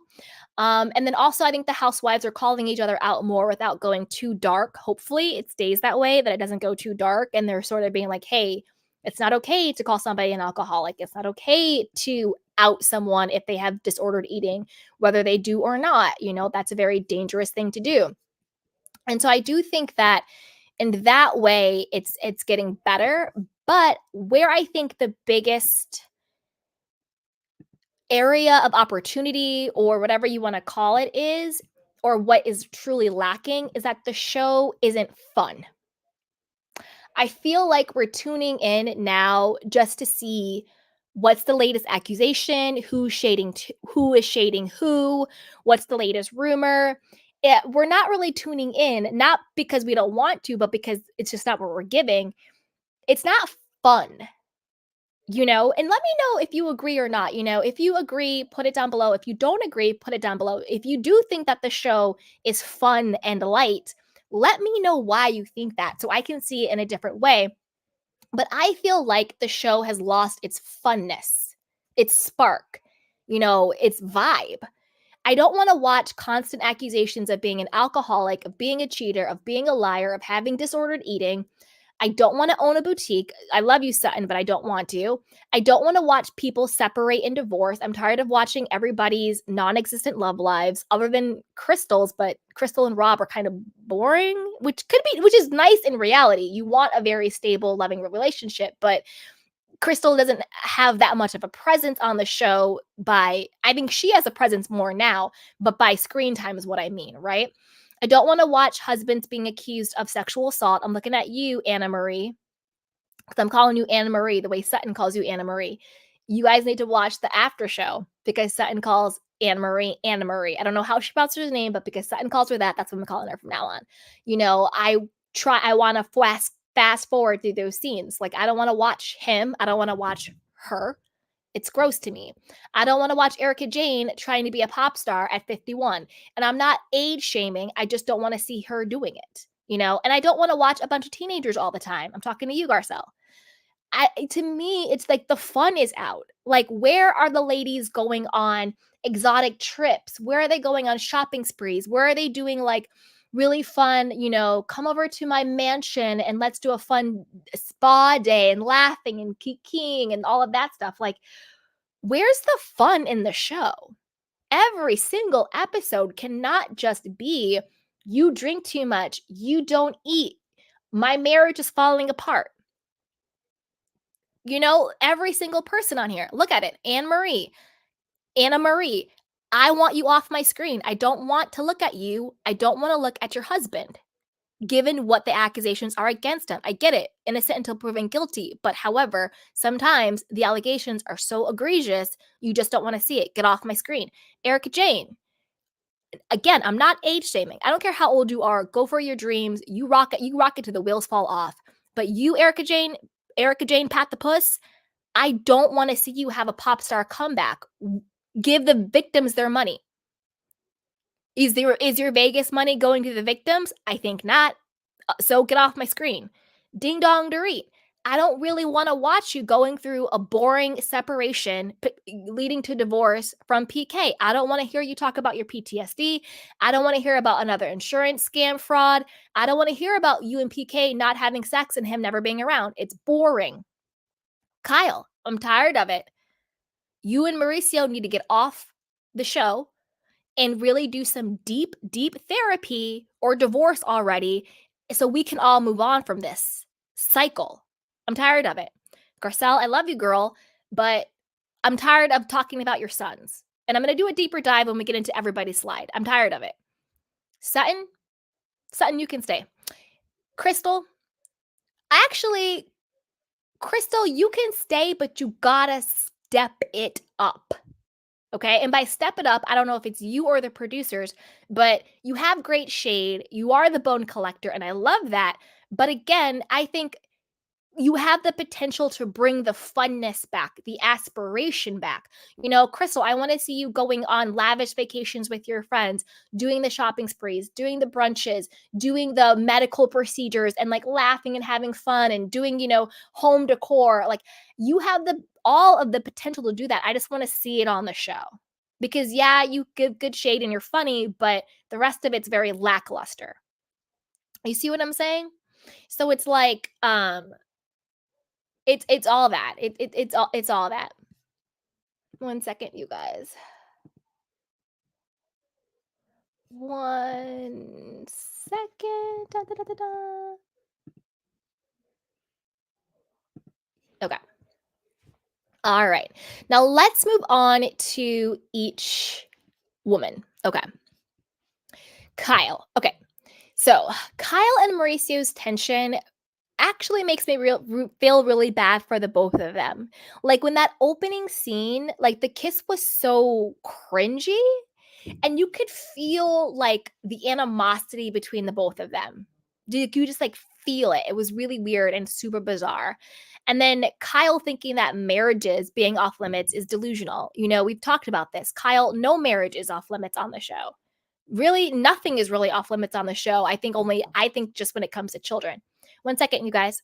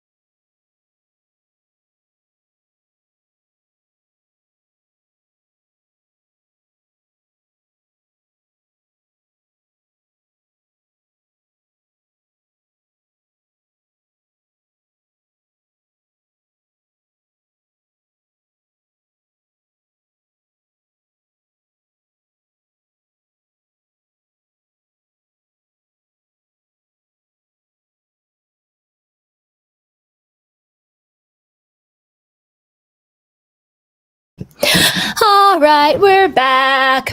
Okay, so where were we? Okay, so yeah, Kyle is super delusional if she thinks that marriage or anything about your private life, to me, except for mothers and children, um, everything else is fair game. Okay, everything else is fair game. I'm also very tired of the fake therapy sessions. Like, we need chocolate chunks, as Katie said. Hold on, guys. Okay, so yeah, I'm super tired of the fake therapy sessions, but I am happy that Kyle is opening up about her friend's death and trauma and all the trauma that came with it because, again, we like to shade and have fun and kiki and all of that stuff, but they are still humans. And I do think that it is beneficial for people watching who either are going through it or know someone who's going through it to talk about, something really traumatic happened to me and this is how it's affecting my life. And I'm happy that Kyle's talking about that, With that, I still think she owes Lisa Vanderpump and Sutton both an apology. When Lisa Vanderpump was mourning the death of her brother, they had no grace for her. They just came at her and came at her. In fact, Kyle said, we all have things going on. So Kyle expects the world to stop and kiss her feet when her friend passes away. But when Lisa Vanderpump's brother passed away by the same means, unfortunately, she looked at her and said, we all have stuff going on. Now, I think that both women deserved grace and deserved love and deserved, support during that time. Even though Kyle didn't give it, I still think she deserves it because I think every person deserves that. You know what I mean? And then she was also very insensitive to Sutton when Sutton was talking about, because again, Sutton's father also passed away by the same means. And she had a little bit of, PTSD around guns and weapons and all of that when she was talking about Dorit's, alleged break-in. And she had zero compassion, zero empathy for Sutton when she was talking about that. Because, you can heal and you can move forward from things, but when someone that you love passes away tragically and by their own hand, that leaves a mark on your soul, And by a mark, I don't mean that you can't move on with your life and still be happy and still find joy, but it changes who you are, when you go through certain types of trauma. And it would be very big of Kyle. I don't foresee this, but if she actually came out and said, you know what, Lisa, I feel so horrible with how I treated you. You know what, Sutton, I feel so horrible to treat you. That would be amazing. I don't foresee that, but that would be amazing. Okay. Also, our theory is confirmed, it's already been confirmed, but this episode double down on that because we've been talking about Kyle's friend's death being the catalyst of her crisis and spiraling. We've been talking about that for like 6-9 months now, forever. But now it's being brought on the show. Now, Kyle bringing Kim to Sutton's party was clearly a strategic move on Kyle's part, because Sutton said, you lost 2 sisters, you don't want to lose a third. The problem is Kyle didn't properly prepare Kim. And she should have kind of filled Kim in before the event. I feel like Kyle just did a very one-sided narrative, like, oh, Sutton's being mean to me. Can you believe she said this to me, Kim? I need you to come and have my back. And Kim, being a good big sister, was like, girl, I got you. Let's roll. But it was very, very clear, and I think very insensitive of Kyle. She did not fill Kim in on the very particular details of the beef she was having with Sutton that are actually very important, particularly to Kim herself. Because I don't know if you guys caught it, but when Sutton goes up to get her first cocktail of the night, we have Kyle and we have Kim. Sutton goes up to the bar and she's like, and she looks over at Kyle and she's like, oh, I'm getting a drink, first one of the night. Just want to check in with mom. And Kim, under her breath, says, maybe she meant me because I'm an addict. And my heart sank. I was like, oh, Kim, no, baby. She's not saying that because of you. She's saying that because Kyle pretty much called her an alcoholic drunk to the entire world. And my heart sank and I was like, you know what, Kyle? You did not properly prepare Kim for these conversations. And then it became very clear that Kim was still having her sister's back, like Kathy would, like a real sister would. Shout out to Amsterdam Dinner for Hell. If you know, you know. And then because you could see that Kim seemed surprised when the ladies were talking about Sutton being an alcoholic, having disordered eatings, and that it was Kyle and Dorit that started it, you know? And then I was like, well, why wouldn't Kyle fill her in on this? And I was like, oh, well, maybe it's because Kyle called Kim an alcoholic season 1 and outed her for her drinking issues. You know what I mean? So I feel like that was a little bit, she should have prepared Kim a little bit better, but shout out to Kim. She handled everything beautifully. She had her sister's back in a very normal, nice way. She didn't get out of pocket. She didn't insert herself. She was just there as her sister's support system. And for that, I loved it. Regardless of how I feel about anything else going on with like Sutton and Kyle, I do love to see when family comes together to have each other's back. Whether you agree with the person saying or not, you can still support them without interjecting on their behalf. And I think Kim, shout out to Kim, I think she did that beautifully. You know, she didn't fight Kyle's battles. She didn't, you know, she wasn't Kyle's mouthpiece, but her presence was enough to say, I have my sister's back. And I think that's how you really do it. Whether it's with your family or your friends, you don't have to interject or be a mouthpiece, but you can still support them by simply showing up for them. So shout out to Kim. And then Morgan and Kyle. You guys know how I feel about this situation. And I wanted to say, like, Kyle, Morgan doesn't roast you. She doesn't like you. And I think she's just writing out her contractual agreement with all this stuff. Because like I said before, I think that Kyle idolizes Morgan's relationship because she's in this weird state. And I think Morgan bit off more than she could chew. And her team is pushing her to have this sort of on-camera issue, or not issue, but like relationship or friendship, whatever you want to call it, to further Morgan's career. And this is kind of how I feel. All right. Now, let's move on to Miss Sutton's track. Okay, I am obsessed with Sutton this season. To me, she's the HBIC. Okay, she's the HBIC in charge. This whole season is Sutton's season. You know, not Kyle's. That's why Kyle is losing her damn mind, because she doesn't know what to do with herself. This season is Sutton's season. Okay. And if you guys have been with me since the beginning of, you know, this season with Beverly Hills, or if you're a new candy caner, now it makes sense. Sutton's storyline about, I'm a strong woman and my ex doesn't respect me, but he doesn't define me. I can do it on my own. Now that storyline makes sense, because if you remember in the beginning of the season, I was like, why is Sutton, when she got like a boozy brunch, which I am so here for. You know, she got the boozy brunch with her friend Jennifer Tilly at the boutique, and they were having the conversation. She's like, you know, I just want to show my ex-husband that, like, I can stand on my own 2 feet, and I am a woman, I am strong, I can do it, blah blah blah, and talking all that stuff. And I was like, what? Where is this narrative coming from? Like, we don't need this narrative of Sutton being this like strong business woman on her own, and she wants to like get her ex-husband's respect. I was like, where is that coming from? But now I know it was a very strategic narrative, right? And again, all the ladies have certain narratives and agendas that they push through the show. They all do it, Sutton included, because remember, I talk about everybody alike. Sutton it's now I understand why she was saying all that, because it didn't make any sense before. But now that we see her promoting her boutique, she's been in business for 4 years. She's this businesswoman, and she's making it all about her business and her having a boutique, you know. And then also the whole narrative about how her ex-Christian is moving to England. You know, he's going to London, and she wants her son to stay here, and what it's going to be like for her to be like a single mom. Again, even though he's moving to London, I still don't consider you a single mom. Sutton, you guys know how I feel about this. If you guys don't, if you're new candy caners, how I feel about single parents is if there is one parent, husband or father or mother, either way, doesn't have to be a single mother, it's a single parent.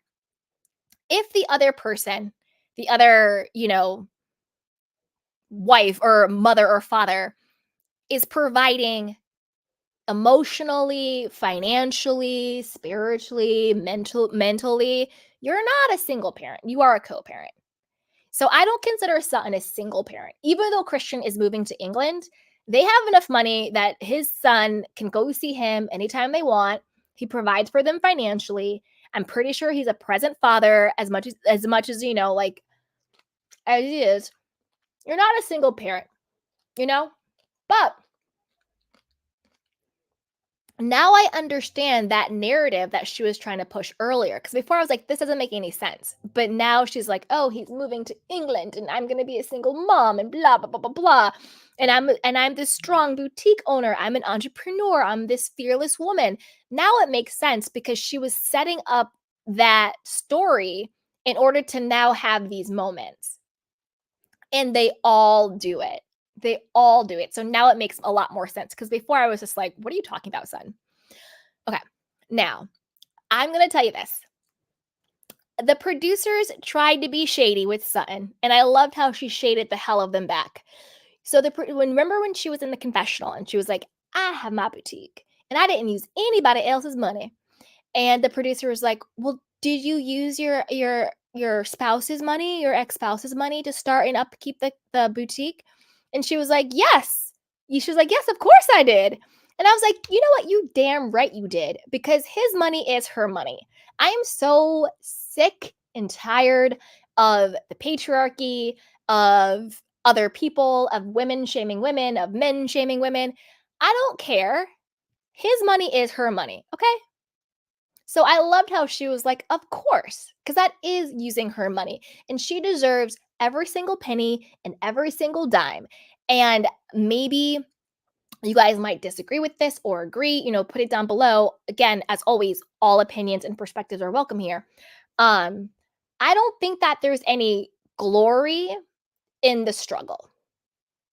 I think that there's something to be said if someone has struggled and they've overcome it and they've done it quote on their own, because again, I still think Sutton's doing it on her own, which is fine and that's great and that's beautiful, but to struggle for struggle's sake, there's no righteousness in that to me. And I think that it's so horrible when people are like, that's your husband's money, that's your ex-husband's money. You know what? You're damn right, and it's my money too. I'm on a show called The Real Housewives, or I'm just that girl. I hate it when people try and shame women because they're like, that's your husband's money. No, it's the family's money. It's my money, or if they get spousal support when they divorce, like, think of it this way. Would you ever say to a child whose parent is buying them food and clothes and books and everything from their child support, would you look at the child and be like, you don't deserve this food because that's money, that's your father's money? No. You would be like, yeah, of course a father should provide for their child. So why are women shamed when they see that their partners or their ex-partners, based on the divorce law of the state that you live in, utilize their money as their own money? You see what I'm saying? Like, you would look ridiculous if you were like, you know what, son, you don't deserve that bagel because your father bought you that bagel. So Sutton deserves her boutique, and I don't care if the money came from her ex. It's money that is owed to her. So I loved how she was like, of course I did, and what? So shut up, producers. Know what show you're producing, okay? Anyway, Sutton and Garcella are both 100% correct. Dorit saying that Sutton has a drinking problem definitely came from Kyle, and I'm glad she called her out on it. And it could affect her child custody, and it could affect her business.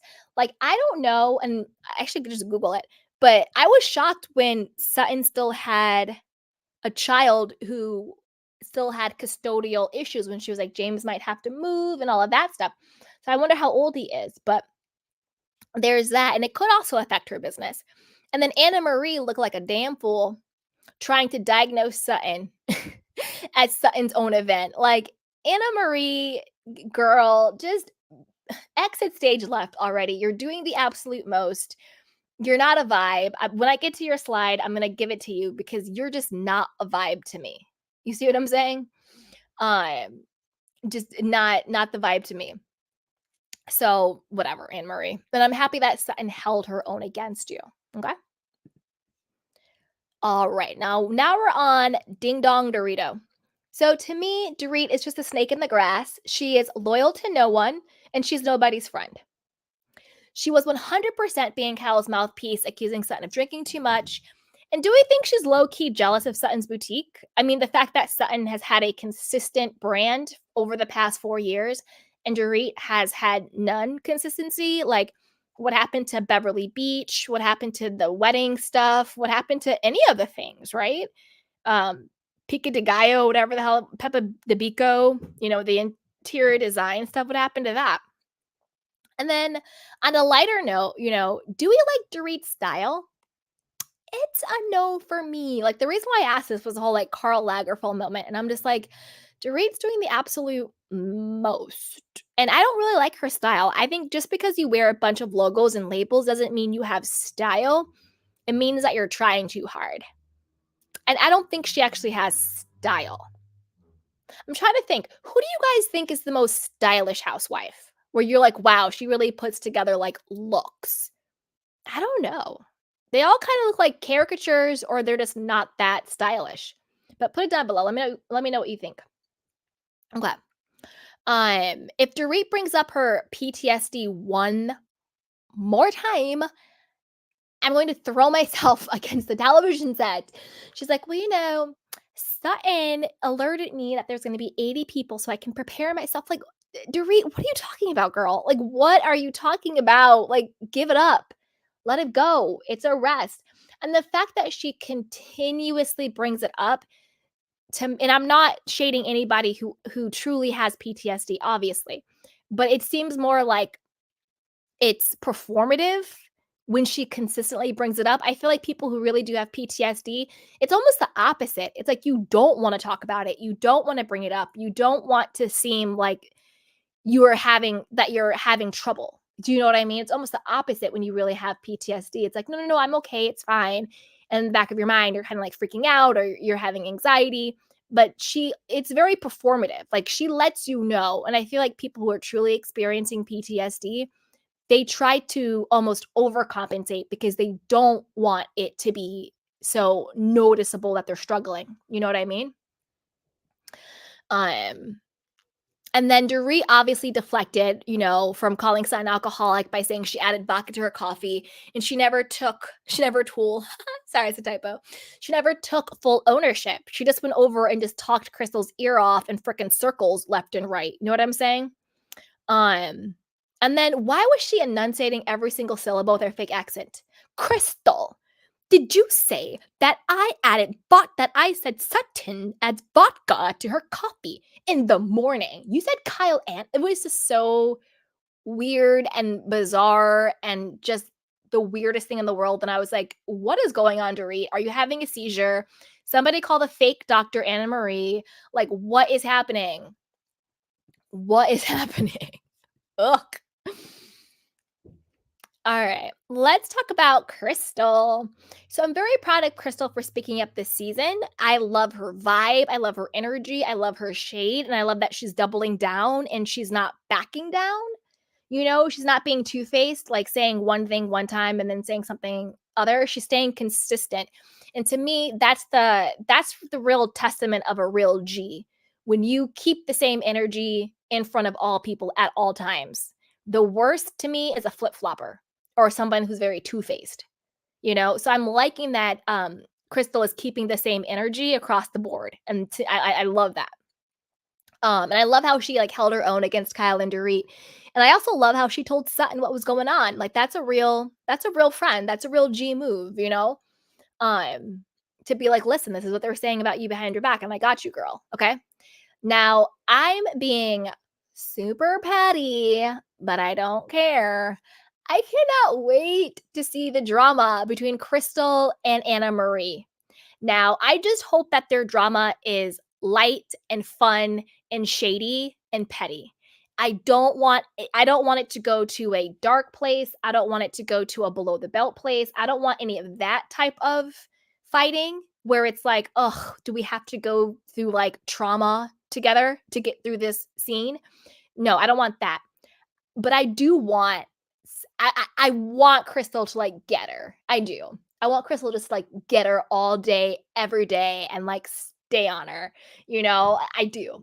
I'm being petty as hell, but that's just how I feel about the situation. But I want it to still be shady and a kiki and fun, not dark. But I can't wait for it, and somebody needs to call her out, little Anna Marie. Side note, tangent, I am disappointed in Crystal for disinviting Gertie of Real Housewives of Miami to a holiday party because of Larsa Pippen. Larsa doesn't need another puppet. And Crystal, you don't need to be a puppet, or you don't need to be a carrier pigeon, as Dorit called you, for freaking Larsa Pippen. Stay out of it. Stay in your lane, boo-boo. The last place you need to insert yourself into is into a fight between Larsa Pippa and Gertie over Gertie's cancer diagnosis. That's not a lane or a swimming pool you need to dip yourself into. Stay out of it. Okay? Stay out of it, Crystal. Because I do love you and you're doing great. And I do want production to show more of you. And I do want you to show more of your personal life. I have the same note for Garcelle. We're about to move on to her. But the same note for Garcelle I have for Crystal.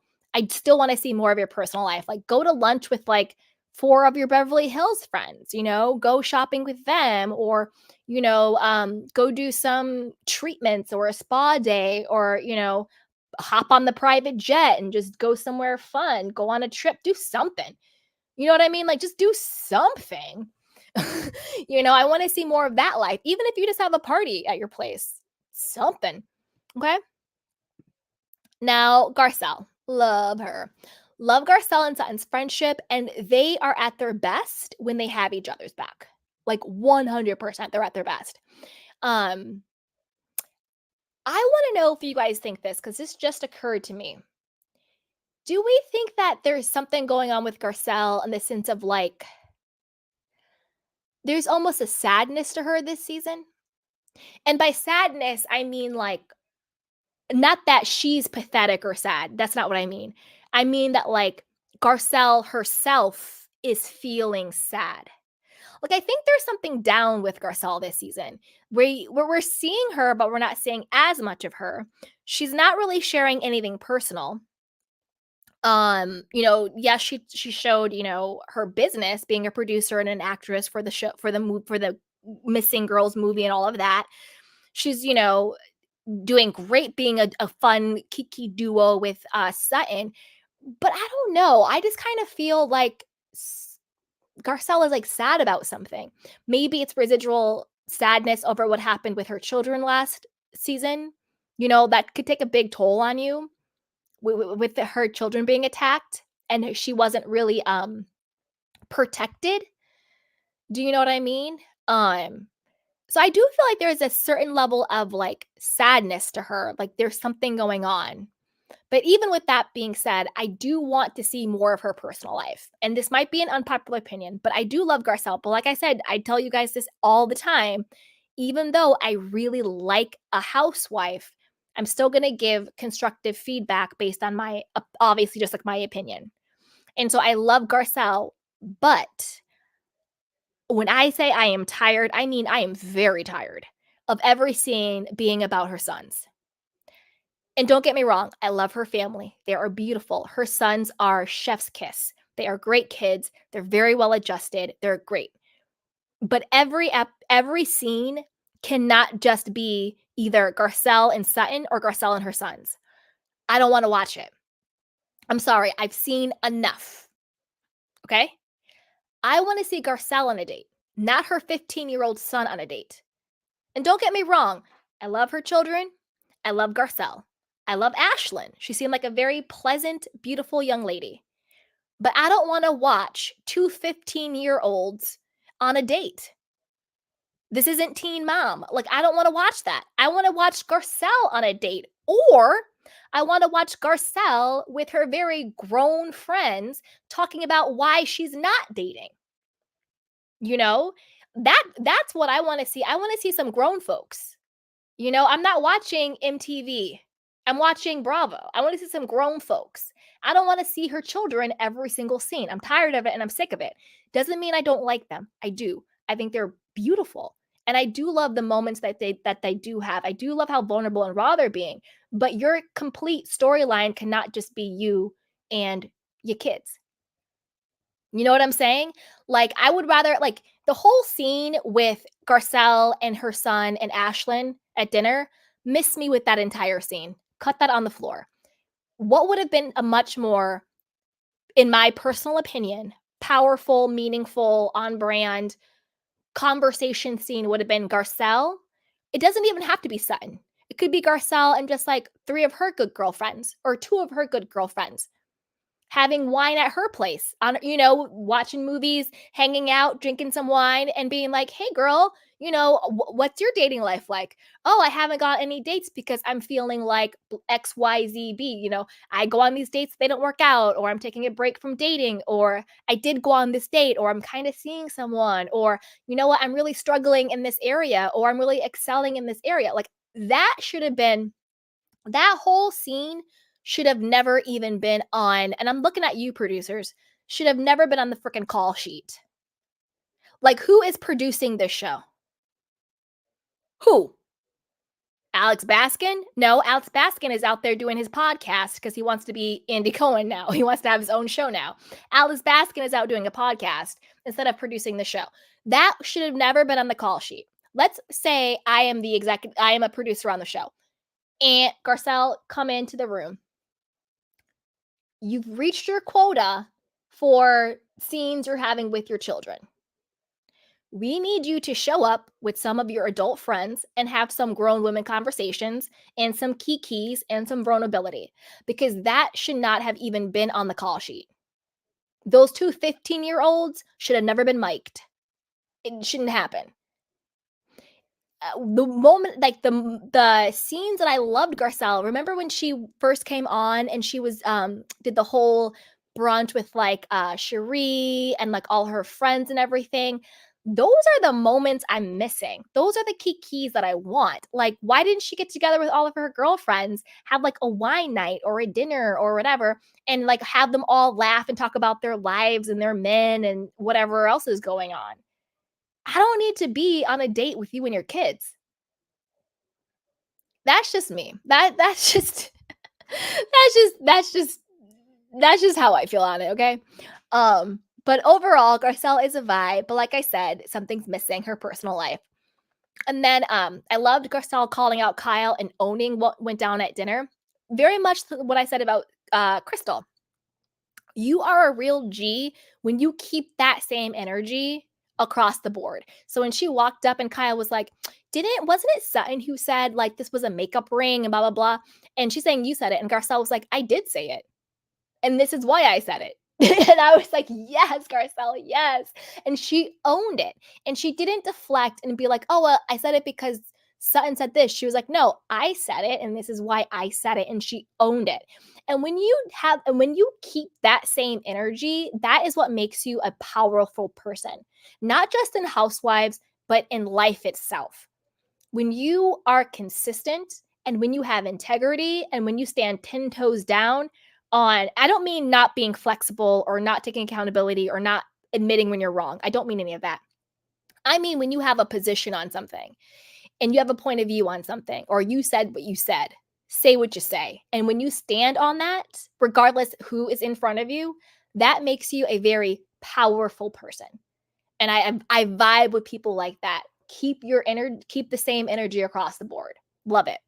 That's also a reason why people are like, well, when certain people are really good and shady in confessionals, but then in scenes, they don't say anything, that also makes that person inconsistent. Because you're like, yeah, well, you're getting the confessional, but you don't actually show up on site. You know, you got to keep that same energy across the board. Okay.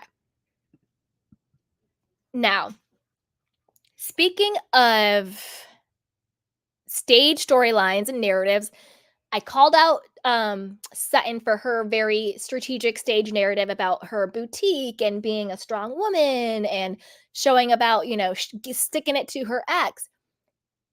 I said this last time we talked about the Housewives. And again, my theory was confirmed. I said the reason why Erica Jane is turning a new leaf and the reason why she's all about her Vegas, it was because she's all about her Vegas residency.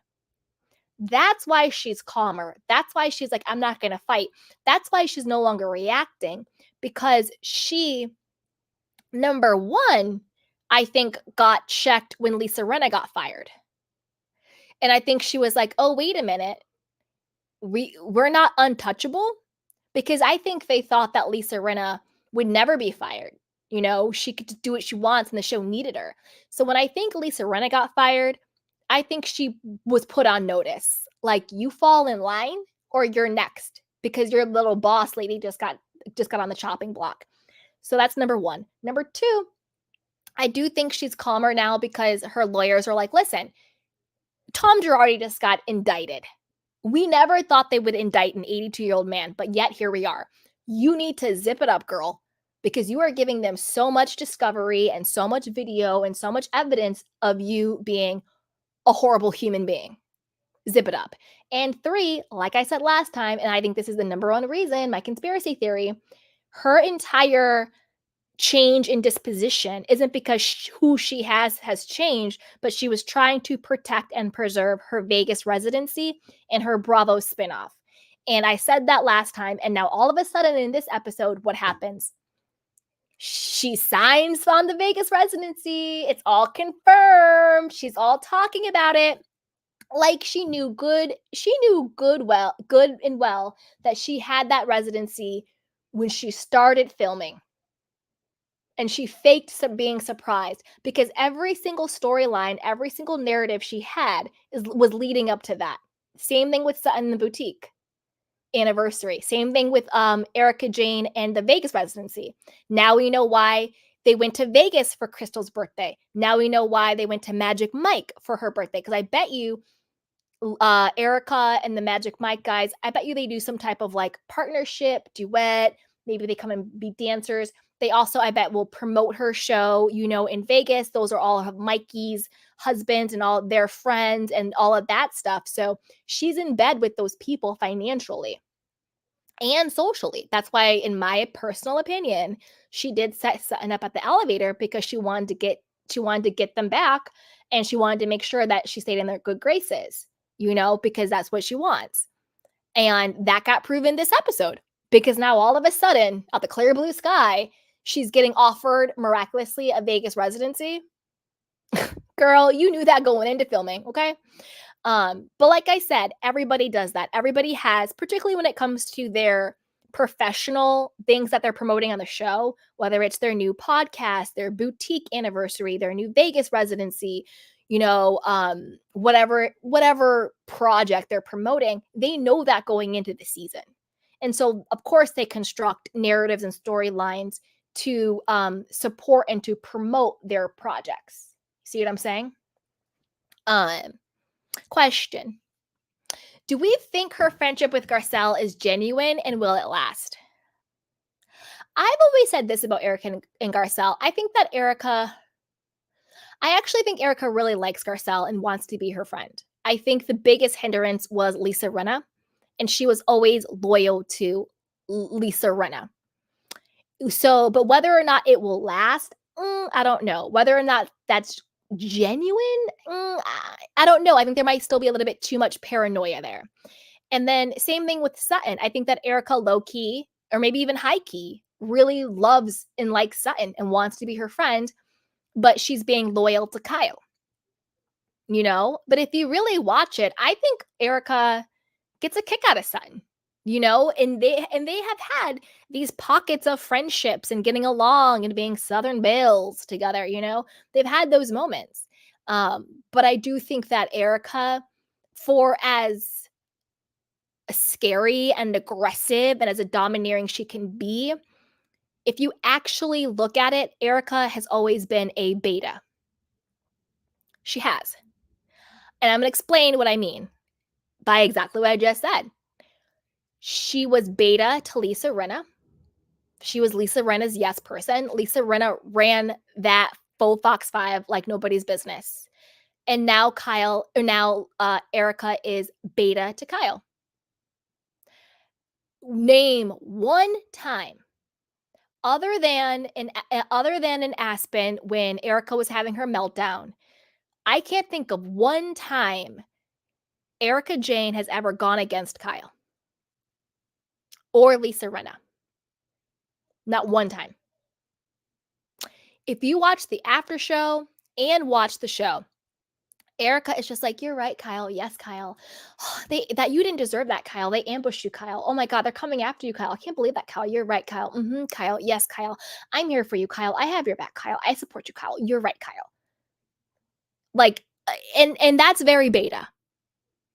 That's not alpha or sigma.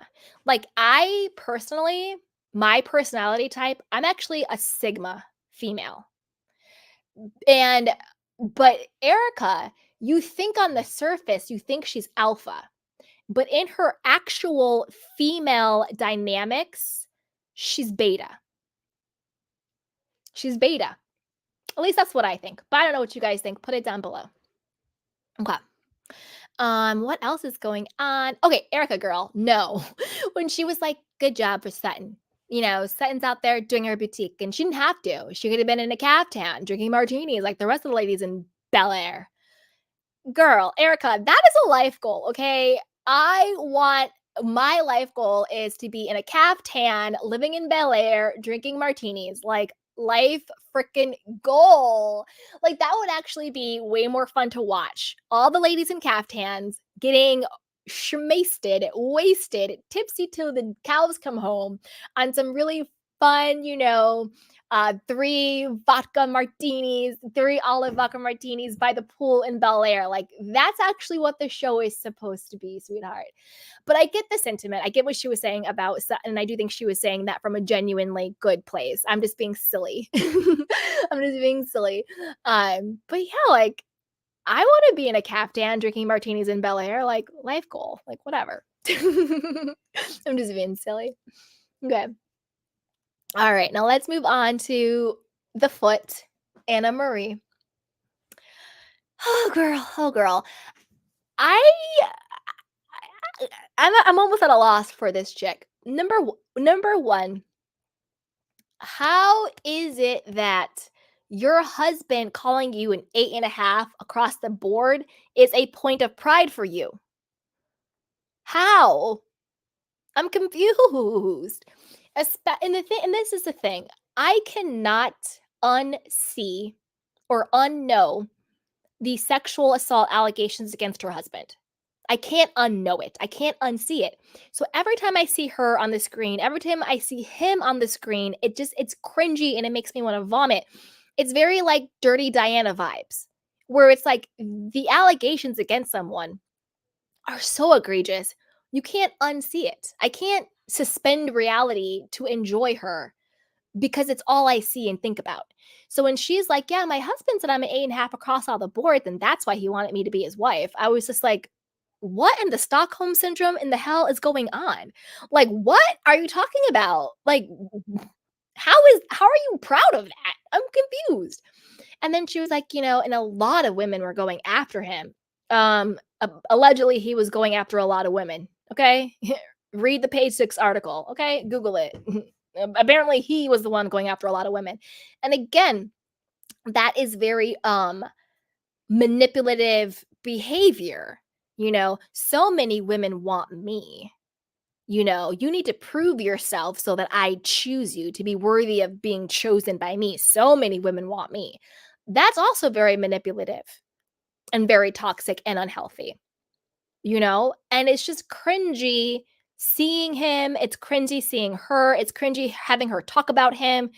And everything she says about them, it says a lot about both of their personalities. She seems like Stockholm Syndrome, and he seems like your very textbook predator, textbook narcissist, textbook controlling person. Like, everything that I've read about him online in all of the articles and everything that she's described about him, I'm not a psychologist. I'm not a doctor. I don't diagnose the way Anna Marie tries to. But it all seems very, very textbook narcissistic predator. Literally everything just sounds very textbook. Like, yeah, check. Yeah, check. Yeah, check. Okay? Besides that, I can't suspend reality and not unknow that but I'm going to try to compartmentalize it. Okay? Just on her personality itself.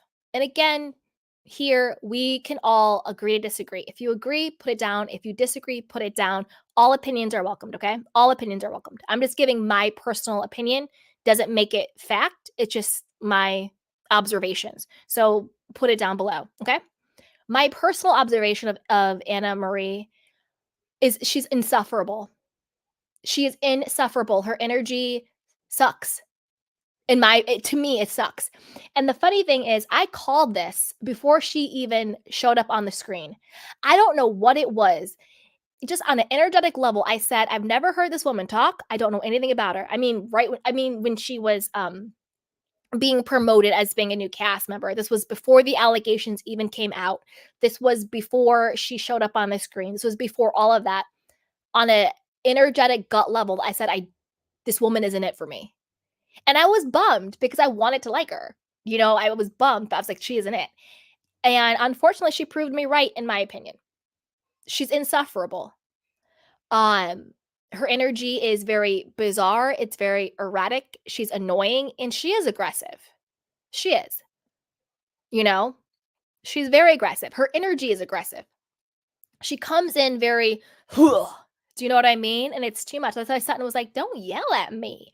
And she was like, I'm not yelling. And I was like, okay, girl, calm down. You're doing the absolute most, okay? And this is a note for you, Anna Marie.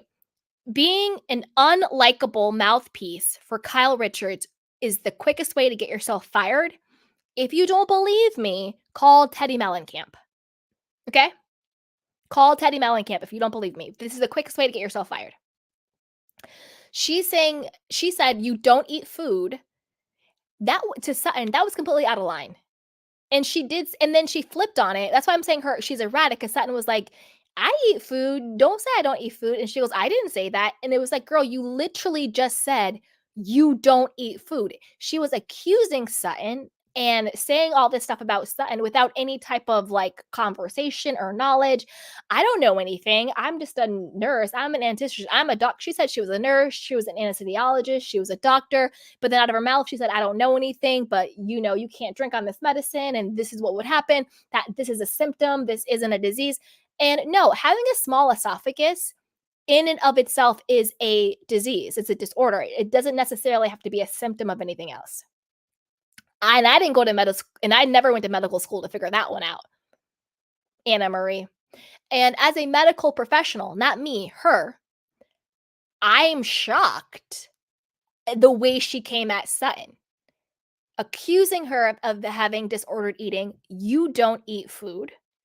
And then also trying to give her clinical diagnoses without, any type of I don't even know any type of context. That's why Sutton was like, I feel like I'm at a doctor's appointment. Like, what the hell is going on? Like, can you say congratulations? Can you go buy something? Like, what the hell? Like, what's going on? You know what I mean? It's crazy. Absolutely crazy. And then this is the thing. Kyle will set you up and have you look like a damn fool. And then Kyle will just sit there like everybody else looking bewildered. Because when Anna Maria, whatever her name is, Anna Marie was going in on Sutton, and we all know Kyle was the one who wound up her back to go in and do it. She was sitting there like, like, what? Whoa, with her fake shocked face. Like everybody else was kind of shocked by it. Like Kyle had not strategically on camera 3 scenes ago had the same exact conversation with Anna Marie clowning Sutton. And didn't Anna Marie say herself, well, I'm going to have to ask her questions about this? Why? Who the hell are you, Anna Marie? Why do you have to ask Sutton questions about her body and her medical diseases or illnesses or prescriptions? Who the hell are you, Anna Marie? What do you mean you have to ask her questions about this? I'm super confused. And if you guys watch the after show, Sutton was like, yeah, Anna Marie, my quote new friend who I met one time. It's just like, I don't care if you're on a reality show, you're doing the most. You came in too hot. You came in too strong. You came in being a mouthpiece for someone who will not ever have your back or defend you, because she sat there clowning you the way all the other girls were clowning you. and you thought you were actually sitting up there doing something, and you just ended up looking like a damn fool. You did. Like, girl. Like, way too much. Way too much. Well, I don't know anything. I'm a doctor. I'm an anesthesiologist. I'm a nurse, and you can't drink on this, and you can't drink on that, and blah, blah, blah, blah, blah, blah. And also, since you're such a medical professional, it's also very, very dangerous what she said. And this, I believe she said this on, she either said this on the after show or she said it in the episode itself. But she was like, no licensed doctor would say that she could drink on this medicine. Like, no licensed doctor would say that. First of all, Anna Marie, you're not a licensed doctor. Okay? From what I've heard, you're not a doctor. So have several seats. Number two, you call yourself a medical professional. You should have the, I don't know what it's called. It's just like, what is it called? Like professionalism, peer courtesy, because you could be setting up Sutton's doctor for some type of medical malpractice or something. Not from Sutton, because I don't think Sutton would do that, but maybe from his other clients. Like, you can't get up there and say all of that and not expect there to be repercussions. That could be medical malpractice. And also, you don't know what her doctor said to her, because each person's individual medical care is exactly that, each an individual. So you don't know what the hell her doctor told her. You don't know what she's allowed to drink and not to drink, because you are not a doctor, and you're sure as hell not her doctor. And it's very dangerous for you to get up there and say no licensed doctor would do this. You don't know what the hell he would do or not do, or she. Very dangerous.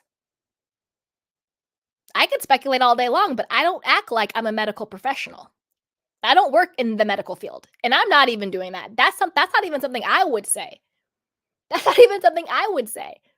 And I'm just a YouTuber with no medical experience, no ties to the medical field, and I wouldn't even say that.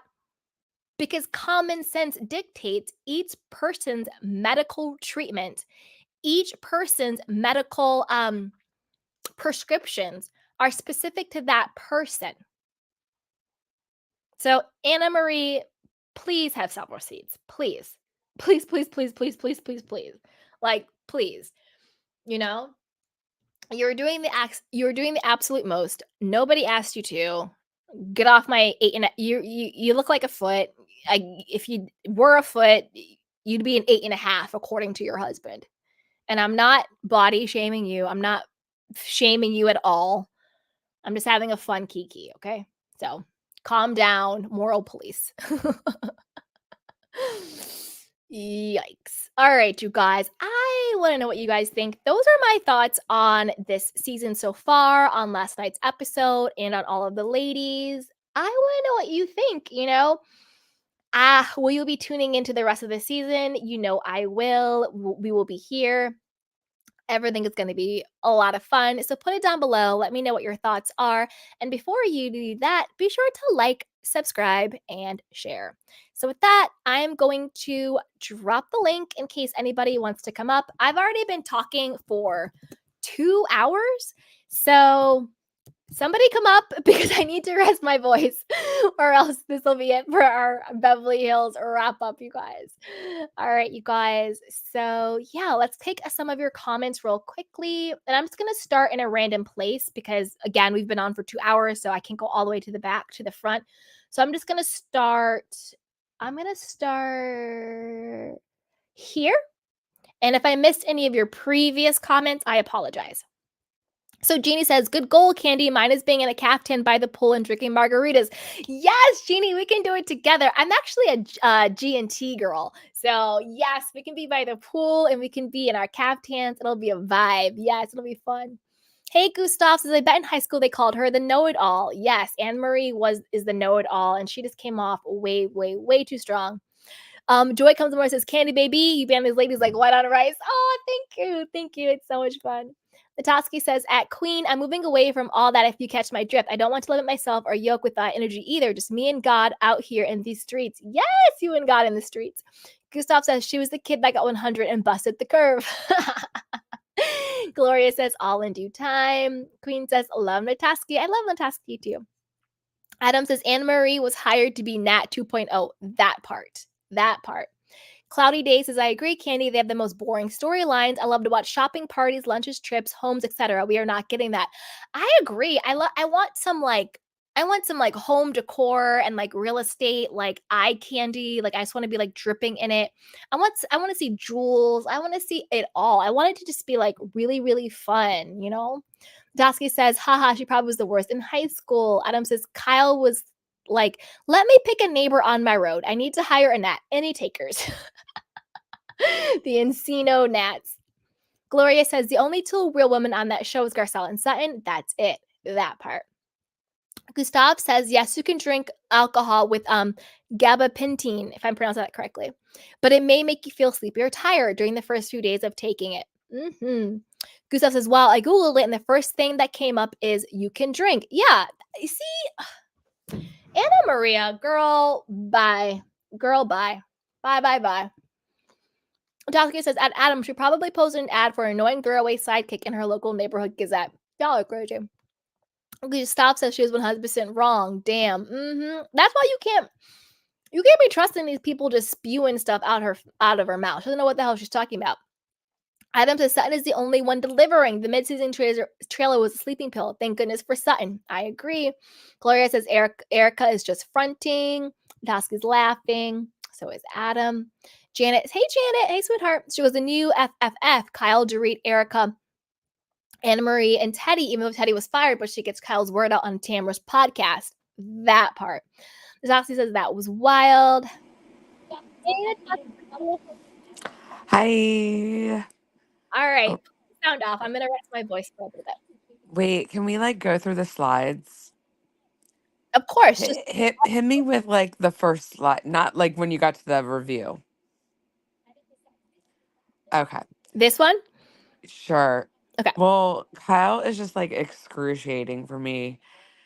The level of narcissism and victimhood is just too much. It's annoying. It's getting old. I can't take it anymore. It's the same thing every time. She showed a million times that she's cold hearted when it comes to everyone else. And then she twists things around and she does this like typical textbook narcissistic thing where she suddenly pretends to be the victim because she's reacting to the reaction and somehow tries to pretend like that validates her. Like it's just so stupid and it's old and it's tired, and we're tired of you, Kyle. Obviously I have humanity for you with your loss, but we don't forget. So there's that. 100%. I definitely think Morgan is catching on to like who she really is, and she probably Yep. didn't realize she was like signing up for all this. Mm-hmm. And so by the time like now that it's like Christmas 2023, she's like trying to like head for the hills. She really is. She's like, I need to get the hell out of here. She's like, no, I'm not going to be with Kyle on Christmas. Goodbye. She looked disgusted. Am I right? Like, I'm She not looked reading. like she was literally trying to escape. Yeah, I was like, wait a minute. Because I always felt that. Because I always look at people's eyes and I look at like how their body reacts. I don't care what's coming out of their mouth, but like the eyes and the body never lies.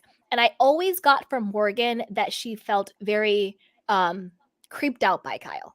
Like just genuinely like the ick. Like I think Kyle like gives her to the hear ick. she got like she's probably like, I mean, she's probably like the type of lesbian that like, gets a lot of like straight women that are curious, you know, because she's like has that like kind of like masculine vibe to her, and she's just like, here we go, and like Kyle's like this walking talking cliche, and she's going along with it because she's like, maybe I can get some career opportunities, and she's clearly obsessed with me and probably willing to pay for stuff, so like, okay, here we go. But like after dealing with her for this long, she's like, I'm out of here. That's the vibe I Yeah, get. totally. And like she always gets creeps out when Kyle's like, we're such good friends. And she always looks at her like, no, the hell we're not. Like the thing is, she told us, she literally said she stalked me. Like, people always tell you what they really think. And then when Kyle's like, oh, she always roasts me. I'm like, she's not roasting you, Kyle. She doesn't like you, boo-boo. Because people always also say what they really mean in jest. Yeah. You're always like, there's always some like honesty and jokes for sure. She kind of reminds me, that gif where like Homer Simpson is backing up into the bush? It's Yeah, kind like of like just slowly walk where they're away. like nervous and they're like, see ya. Like, yikes, Totally. gotta go. Yep.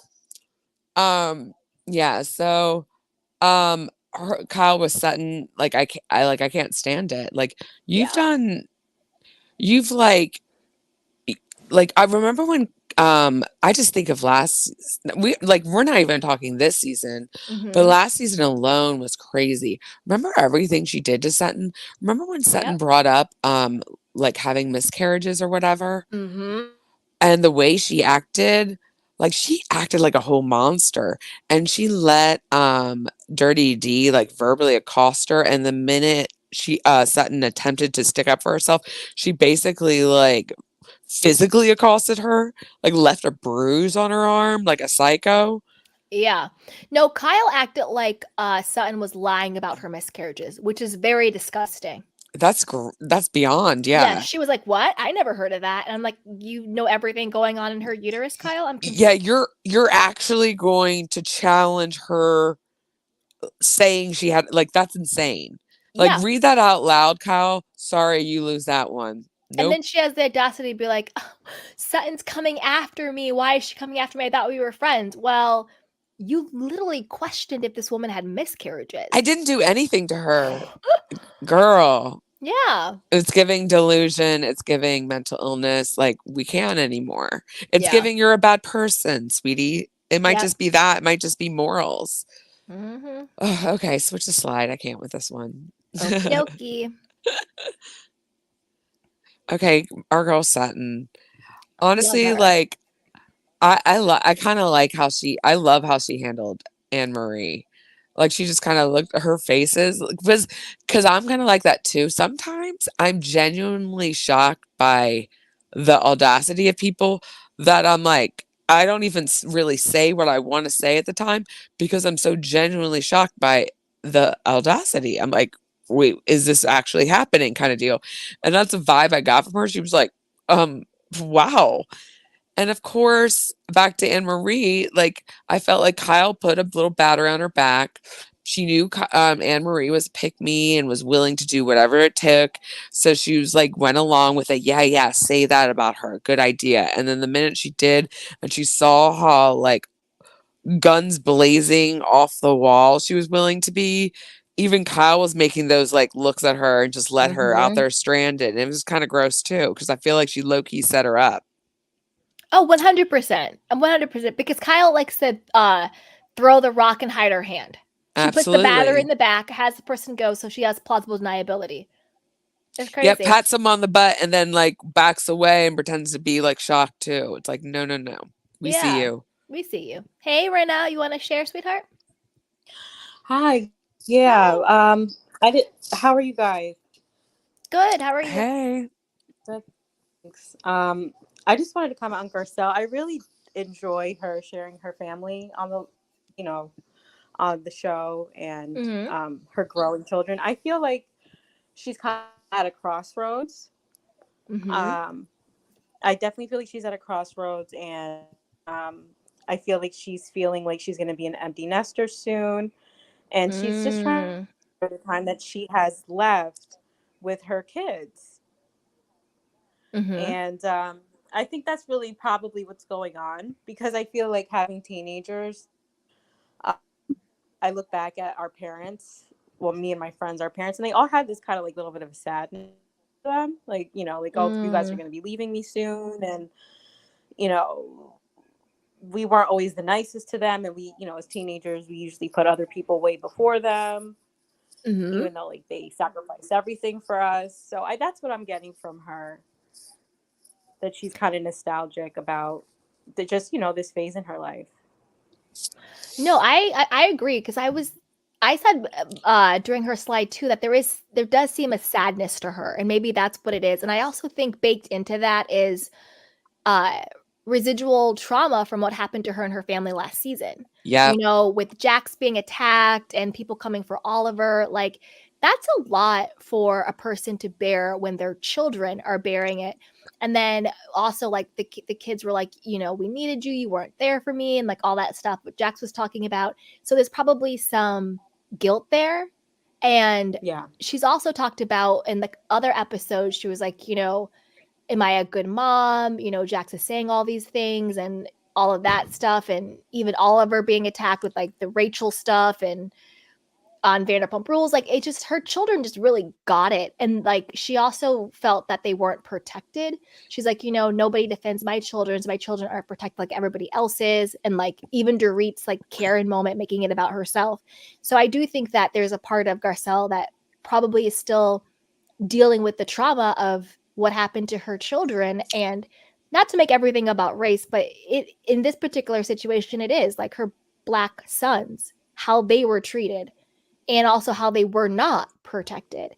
Because I had made the comment before, like if Portia had half of what happened to her, what happened to Jax and Garcelle's children, they would be up in arms. Like if Erica had sworn at Portia and told her to get the F out of here, do you think Mauricio and Dorit and PK and Kyle would be sitting around laughing about it?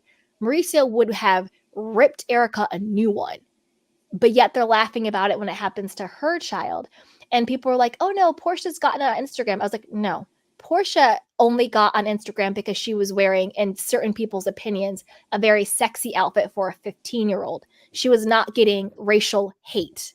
Those are two very different things. And so I do think that Garcelle is probably still going through all of that stuff and navigating it.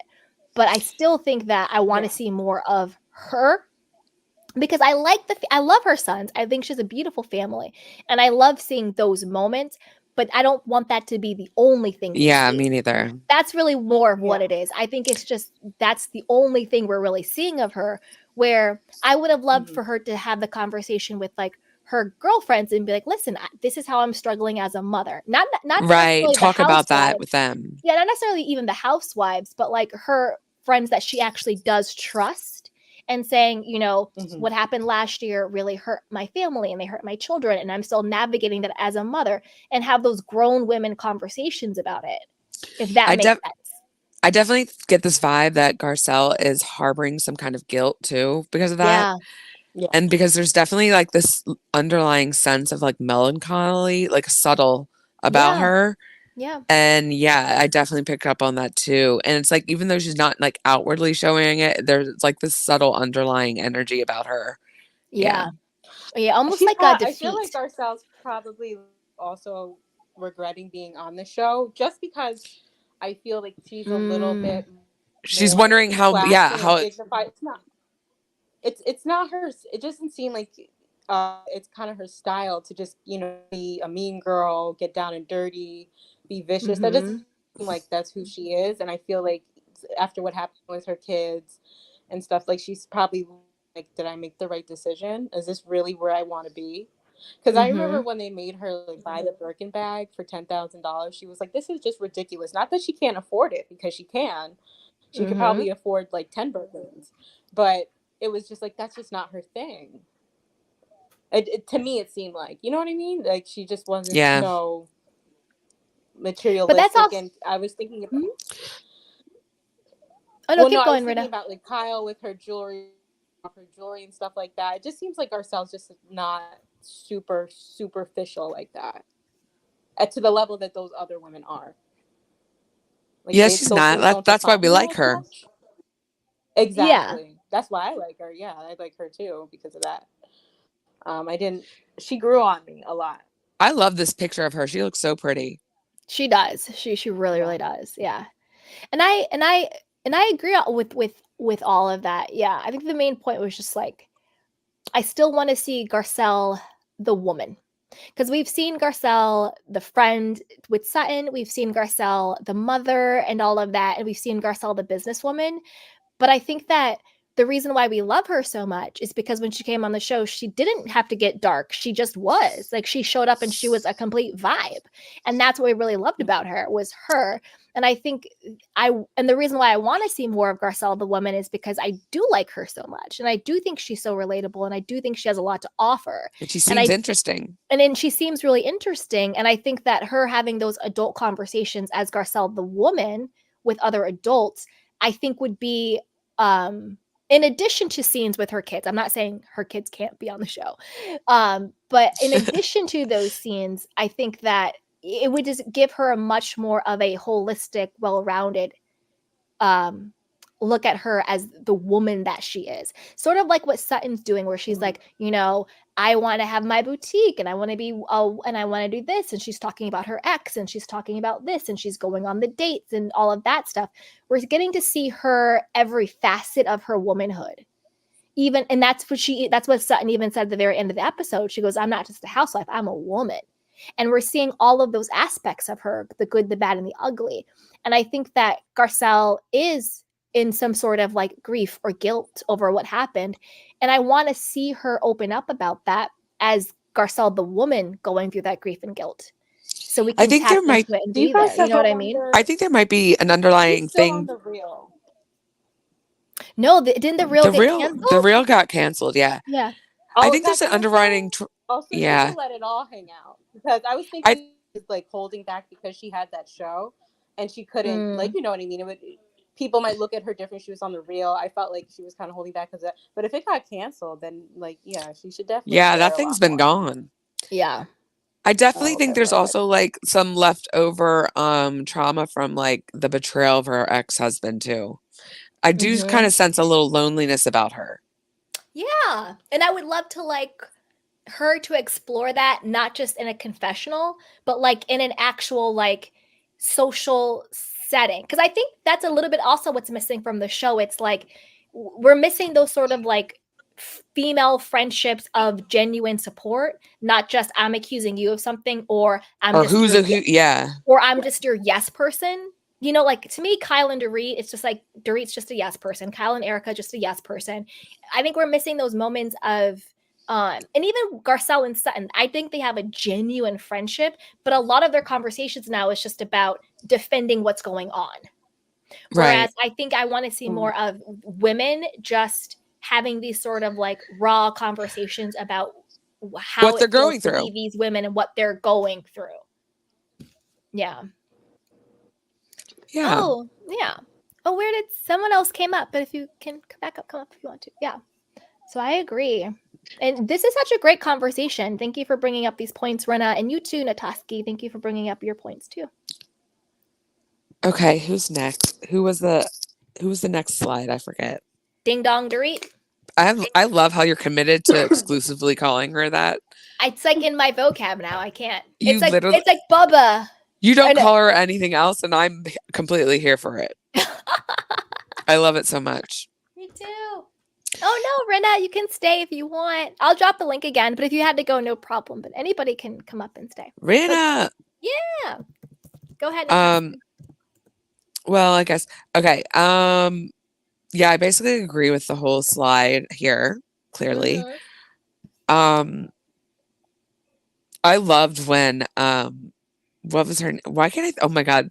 This is a testament to how little she's on the show, is because I literally paused for a second and almost couldn't remember Crystal's name. And I like Crystal, but yeah, we're going to need her to step it up, because that was kind of like a Freudian little slip there. But I do appreciate her when Dorit came up to her and was doing that typical like weird scolding I'm above you voice, and where she's like overly enunciating every single syllable, like you said. And she's like, Crystal, I'll have you. And then cut to like the confessional of Crystal being like, okay, so I'm finally going to hear the famous Dorit like speech. Here we go. Yeah. And she's just sitting there yawning and going and not having it. She's like, yeah, I did say that. And it was kind of nice to see Dorit's face, because she had nothing to say. Because that's the thing, is that when you hold yourself down and you're like, yeah, I did say that, and I mean every word I say, and I stand by it for X, Y, and Z reasons. What are you're actually still in the wrong, and I had every right to do that. So what else do you got to say? And she had nothing to say, and it quickly moved on to Anne Marie being a psycho. Yeah, true. Yeah, I really don't have much to say about her, to be honest. I feel like there's nothing really been going on with her, except for what we said. Dorit On, style doesn't exist. Okay, Crystal. on to the next one then. All right, exhibit slide Crystal. Here we go. Um, yeah, I am proud of Crystal for speaking up this season. I am curious to see how Crystal and Anne Marie get into it. Right? And I wonder, because it seems like in a lot of these cases, Anne Marie is reaching, she's grabbing for anything because clearly she has an assignment, right? Mm-hmm. So like I wonder how like silly it's really gonna seem, or if there's actually anything genuine going on. Yeah. Oh, about the whole, I watched a slight interview of Crystal Mm-hmm. where she explained it a little better. Well, according to Crystal, we don't know how true this is. She doesn't watch Miami. I don't know how much I believe that, but let's just say that's true. So she doesn't watch Miami, according to her, and she wasn't really aware of what went down. Apparently, she doesn't also have a social media. So, like I said, Crystal, stop lying. I'm sorry. right? Crystal girl, Because stop it was all lying. over This is social called- media. Stop this it. This is called damage control. Crystal Right. girl, stop lying. You just were a pick me to Larsa, and you disinvited Gertie, and now you realize you're on the wrong side of history, and you're lying. Yeah, you went off brand.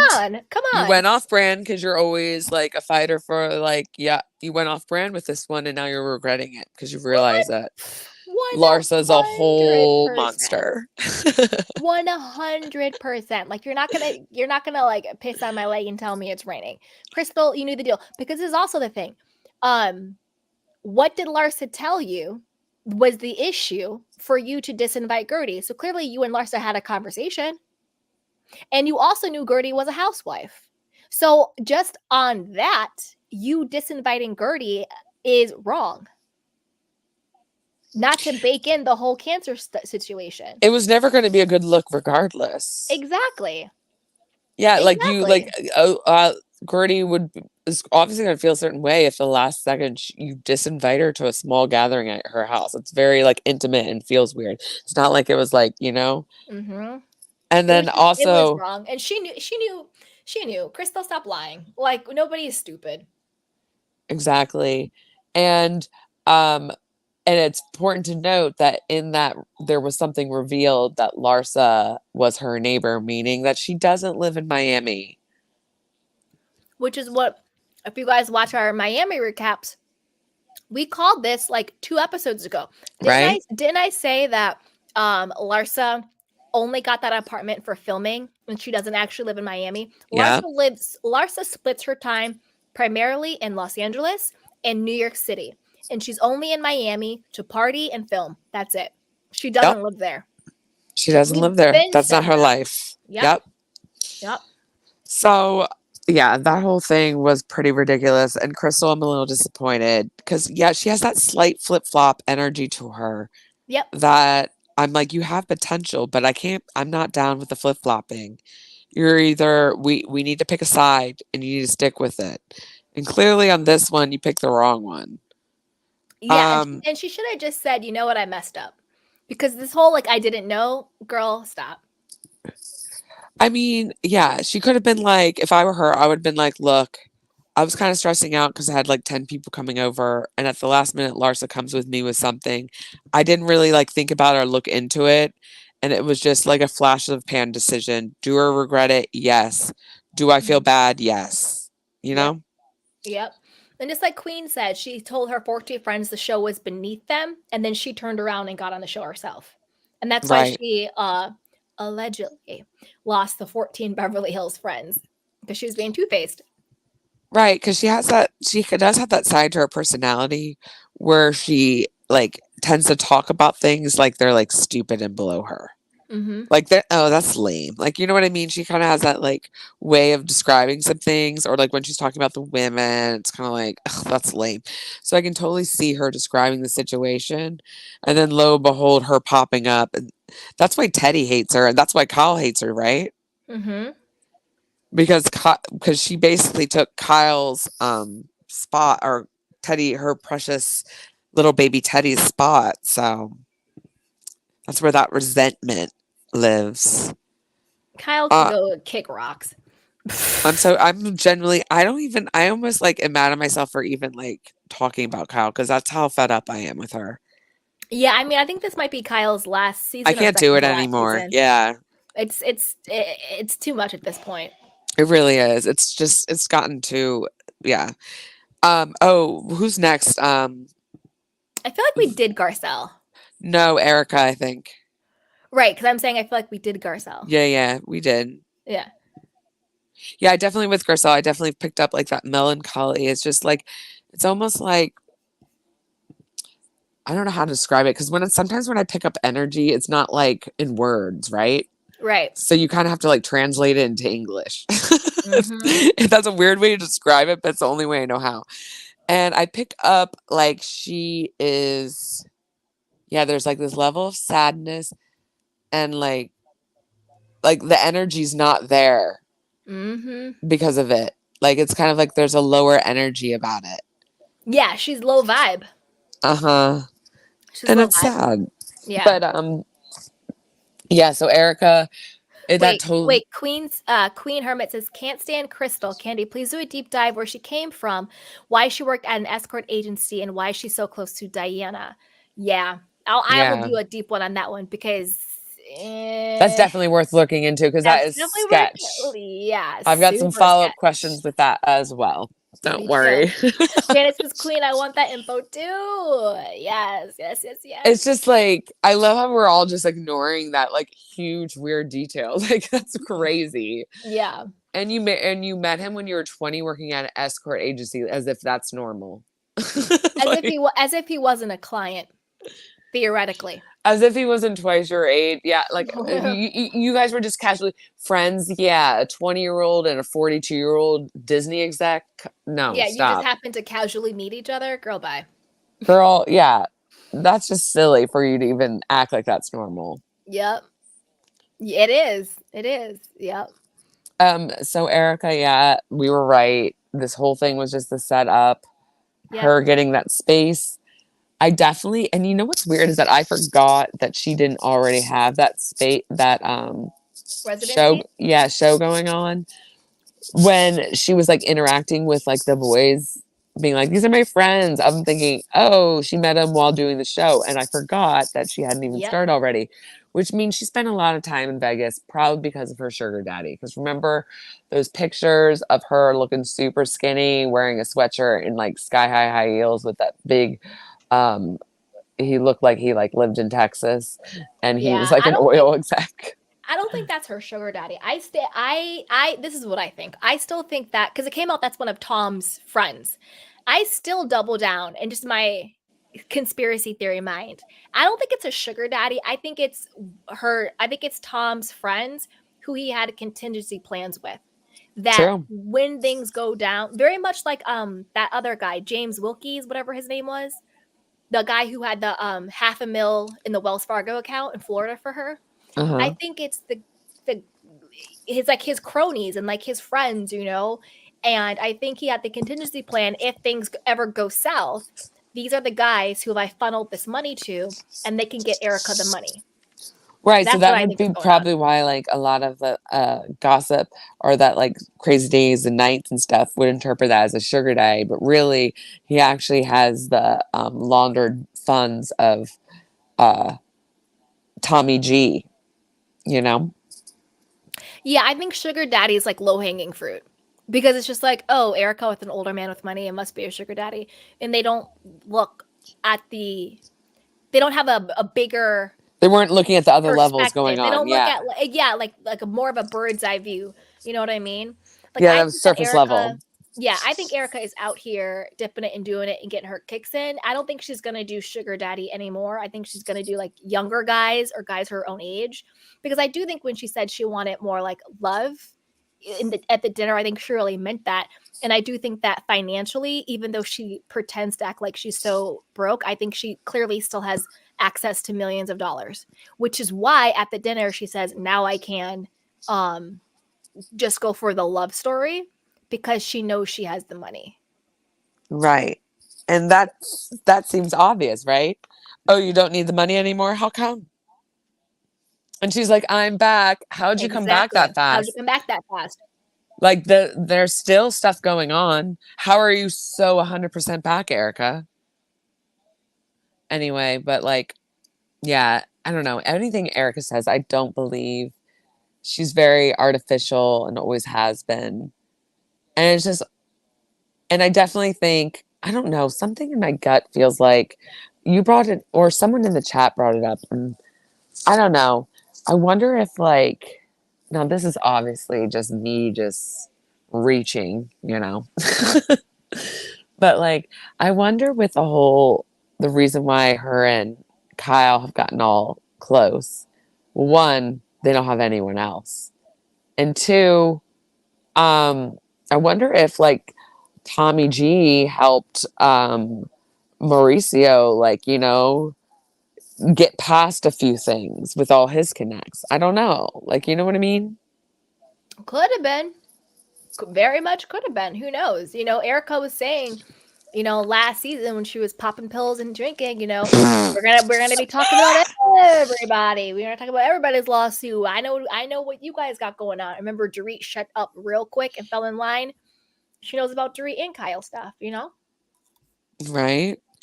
Yeah. And so I don't know. And I definitely think I thought about that too, because it was like what you were talking about in the beginning regarding the whole lawsuit with Mauricio. Like, it seems like you were mentally ill if you thought that you could get away with frauding the US government. Like, that just seems wild. So for you to have that Exactly. level of like audacity, clearly you must be backed by some kind of entity where you thought that You are untouchable. you could get away with that sort of thing, Yep. because it's really common sense otherwise, Yeah. And all criminals have levels.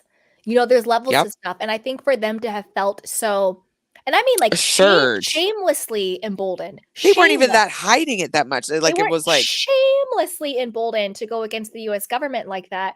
I'm thinking like the calls coming from inside the house, and that's why they shut it down once those quote secret investors' names were going to be revealed. I think the judge found out either someone or someone's on that list. And I think the people on that list also put in a phone call, because I don't understand why a 4-year-long fraud case that included defrauding the US government all of a sudden just goes away 2 weeks after Radar Online is talking about exposing the names of the investors. Come on now. 1 + 1 = 2. Come on now. You know what I'm saying? If the case was frivolous, which in my opinion, I don't think it was. I think they had a legitimate case. In my opinion, and I know I'm repeating that because I have to, because I don't want anybody to sue me or come after me. In my opinion, I do think that they committed fraud. And I do think that they had a case, which is why I think that someone very powerful and very ruthless and very connected did not want their name out there. And that's why it got dismissed with the quickness, because I highly doubt it would have went on for 4 years if there wasn't any meat there. Because I've never heard of someone trying to fraud the government and actually get away with it. I've never heard of it. Unless Maybe the I'm government's wrong. in on it. Unless the government's in on it. Yeah, exactly. Like, the government usually wins those kind of cases. And it was, like you said, it was so blazoned. It was like almost weird. And like, how are you that blazoned? Like, couldn't you be a little more covert if you're trying to pull this off? Like, what are you doing? I don't know. It's 100%. very strange, very creepy. Yeah. And timing's always everything. It's not a coincidence. It's not a coincidence. I don't believe in coincidences. Yeah. I don't either. I don't think it's a coincidence that literally the moment those names were about to go public, the case goes away. That's not a coincidence. Yeah. It's someone either got paid off and threatened, or paid off or just threatened. But either way, it wasn't because there was no smoke, or there wasn't a fire where there was smoke. In my opinion, allegedly. theoretically. This is our imagination. This is our opinion. This is not a fact. This is our opinion. Insert Tamra's screaming voice. It's my opinion. For some reason, like, I don't like Tamra at all, but for some reason, anytime someone says that's my opinion, that forever screams in my head. I hate it. No, totally. Yeah, my voice, I feel like I lost my voice. I'm like kind of a little cold, so that's why I sound like a lumberjack right now too. I By was a the little by. under the weather too, and then this week it was like some family time, which is good. Yeah, like I feel like my nose is just like stuffed. But yeah, I think Erica, I did enjoy though, like even Anne Marie laughed at like Sutton when she said, I can't stand, we both know I can't stand on my head, Kyle. And like everyone, like, I'm sorry, but like, because Kyle, the way she argues very like manically. You know what I mean? Like, it doesn't come across like you're mentally well. It's like, it seems very manic. And that's just like, and so for her to just like slowly say that with confidence, it was like the comedic effect we all needed in that moment. Because otherwise, Kyle was going to drive us all crazy. Agreed. And I don't remember what else. What else is going on? Why is no one else coming up? I don't know. Oh my God. Oh, wait, Queen's here. Hey, Queen. Hey, Queen. Queen? Hello. Well, keep going, and Queen, jump in when you can. Queen, you can just cut me off whenever your mic works, okay? Because I'm just gonna roll with it. Anyway, yeah, when you said, okay, just let me call her a foot, I'm like, right, sometimes we just need to be petty. We recognize it's wrong though, but sometimes we need it. Can anyone hear me? Oh, now we Yeah. can. Yeah. Oh my God. Hi, girls. I've listened to you both for so long. Aw. Hi. I love you both. Yay. So we're talking about this Mauricio thing. I always get the feeling like there was an old episode where Maurice was showing this Malibu estate to LVP and Ken, and they had Portia with them, and then they went afterwards, and it had like a helicopter landing place. And you know how these narcissists are, they like the best place is right in front of your face, so they always like to you know what I mean. And I wonder if that even probably has nothing to do with it, but I just kind of wonder if that's the estate that is in question. But he has had so many, like the spelling mansion or manor, whatever you want to call it, right? Yeah, but the only issue with the spelling one is we don't know if that was true or not, because that only came from like one press release, and then it just sort of went away, and there hasn't been any other like so outlets to picked it up. Like, it's not in Radar Online, it's not on page 6, like no one's talking about it. So the spelling mansion one, I'm not sure if that was just sort of like a planted thing.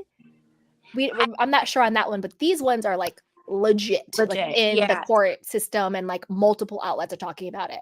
Do you have a feeling that maybe Erica and Tom had, like, maybe they were possibly investors, and that's why Erica and Kyle protect each other so much? And I feel like they definitely have past business deals, but I'm wondering if this is one of them. And do you also think, this is probably one of the other main reasons Kyle is wanting to separate from Mauricio, because this is probably all going to hit the fan very quickly, no? Yeah. That crossed my mind, yeah.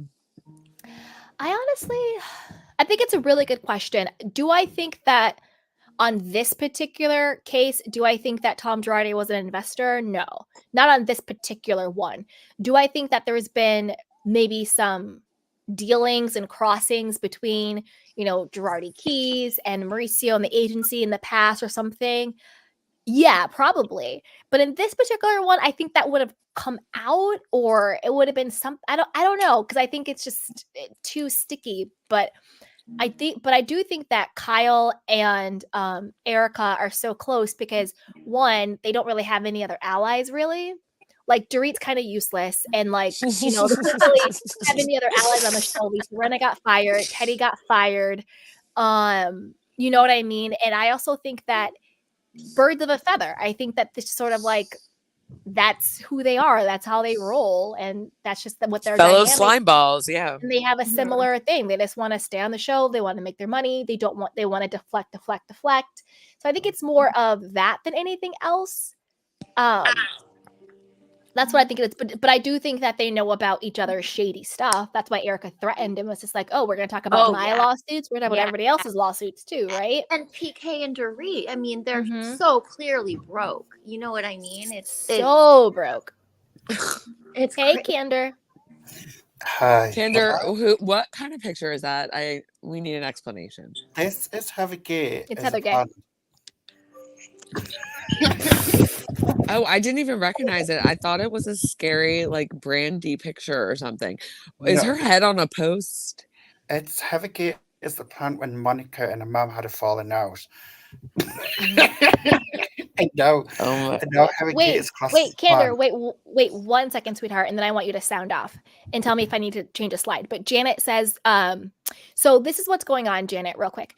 Yes, the $32 million Malibu mansion lawsuit, that got dismissed. And we did a whole deep dive on my conspiracy theory as to why I think it was. But he does still have other outstanding lawsuits against him and all of that. But just go back to the very beginning of this episode, like almost 3 hours ago. That was and you'll get that deep dive, and I break down everything. Okay, that was now great. Thank you, sweetheart. I appreciate that. Okay, Candor, you go. Well, Candy, I think you think too much. I'm joking. You think I think too much? Yeah, no, I'm joking. Here we go. I love a good. I'm just sweating like falling in Me because too. I'm looking after a new baby kitten now, so he's right next to us, and I've called him Oshi. So, anyways, apart from that, I'm looking at these two, and I'm just like, they just trying to make as much money as they can before they finally go. But there is one thing what I'm going to say, and I don't know if you have heard, but there's rumours that Lisa Rinna is coming back next season with Kathy Hilton. Yeah, I saw that, but this is the thing. Kathy could have came back this season if she wanted to, but it was Lisa Rinna was the one who had to sort of. Here, let me go to this slide real quick. But Lisa Rinna was the one who had to kiss the ring. Like, she sent Kathy like a bouquet of flowers. She sent her like a really loving card. They talked on the phone because Lisa Rinna knew that the only way she was going to be able to come back was if Kathy let her come back.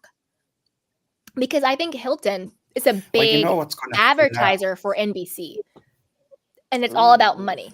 You know what's going to happen now? She's going to come back on steroids, thinking that she's the queen. LVP's never going to come back with Rinna being around. And it's just going to be, oh, God, why? Bravo, why? They always like hanging onto the trash. That's why Kyle's there and Dorit and Erica. They just love the trash. Did you watch the other night? The other night, what? The way Housewives? Yeah. Did you see Crystal talking to Dorit? I'm so bored. Yes. I'm just like, Crystal is walking up. But you know what, Candor? From your other comment, I just got a little gut ping. I don't think Lisa Rinna is going to come back next season. Wait, according to this source, she's been dying. She never wanted to leave. And well, of course, because she was fired. Well, we know that. Well, this feels is the thing. like production I think put Lisa her on Rinna. time out. I think Lisa Rinna wants to come back because I don't think she ever wanted to leave, and I think that her household needs that money. And no shade there. Hello, everybody could use an extra check here or there, like please. But I don't think that. I just wonder if like they're gonna bring her back. It's really more what I'm saying. You know she needs a paycheck, and she'll do anything to be on TV. She's that kind of clingy person. Very like needing to be in the spotlight. It's desperation 101. So I just hope she doesn't, but I can see her actually coming back. Oh God, I'll end up switching off. Mm. Can't stand her. Mm.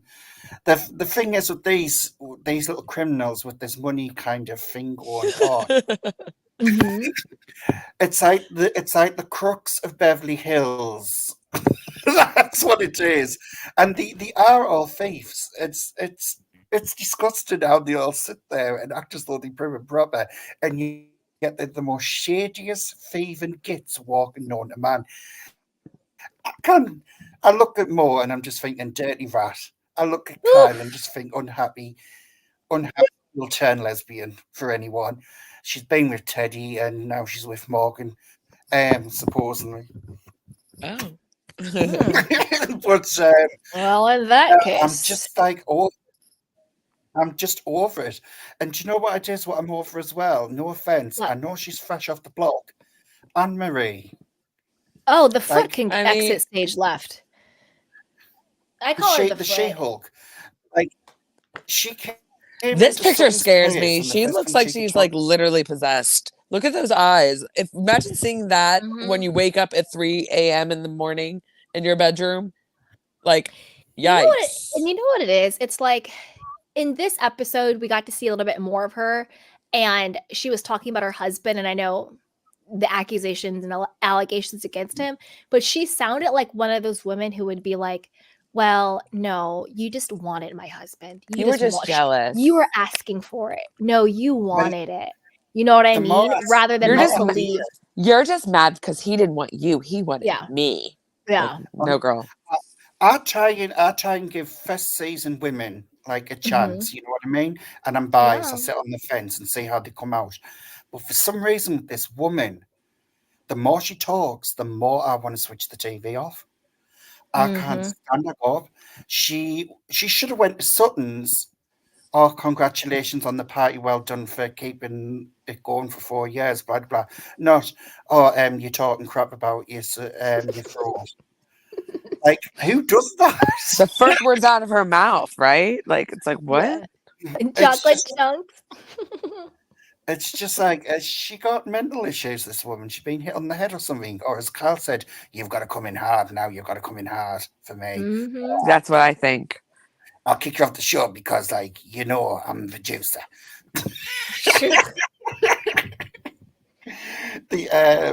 She's going, Teddy 2. My name's Anne Marie. It's Teddy 2. But that's how she's acting. It's Teddy 2. And that's what Carl calls her, Teddy 2 now. Yeah, it's too much.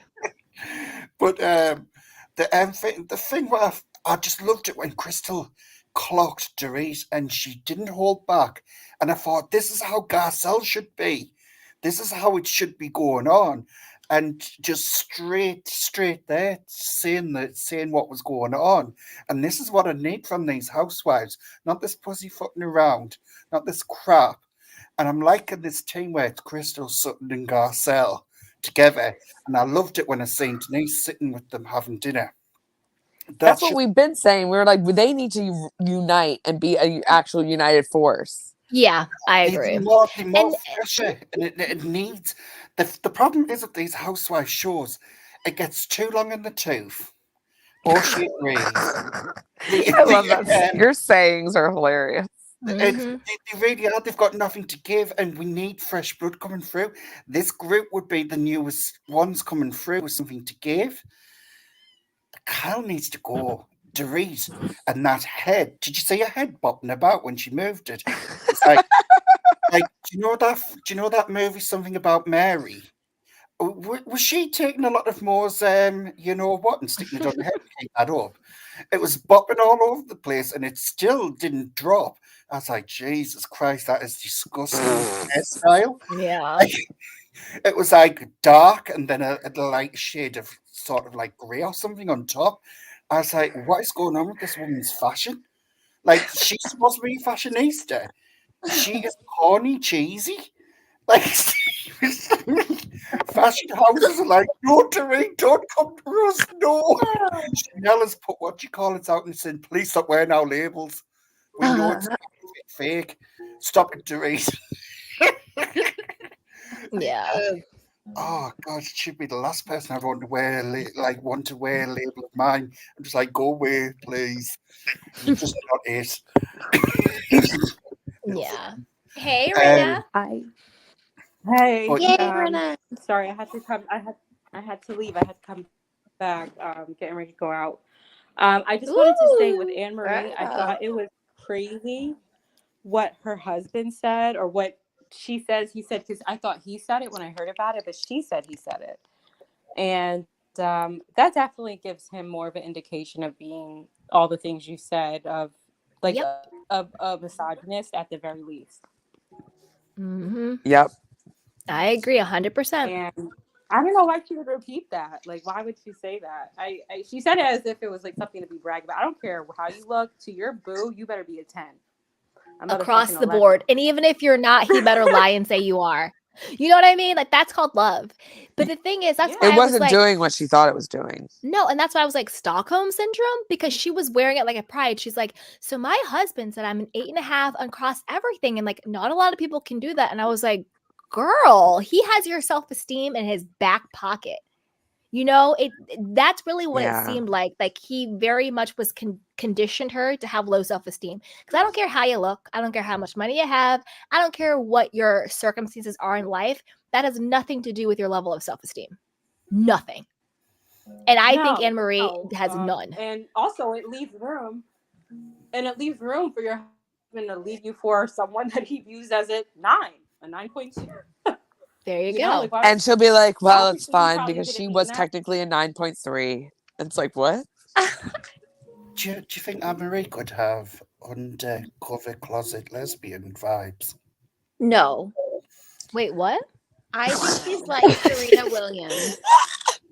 No. Like, Yeah. No. I'm sorry, but like the lesbians always seem to float towards Kyle for some Morgan reason. Wade No. is hot. Okay. She's a butch lesbian and they are used to taking straight women down. I am a living example. Ooh la la. They just are. They're very talented. They're good.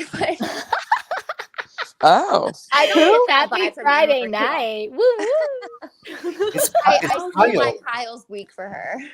is Kyle the wife whisperer? I Just totally like missed that. seriously, I don't understand why Mo and Kyle have lasted this long. I really don't.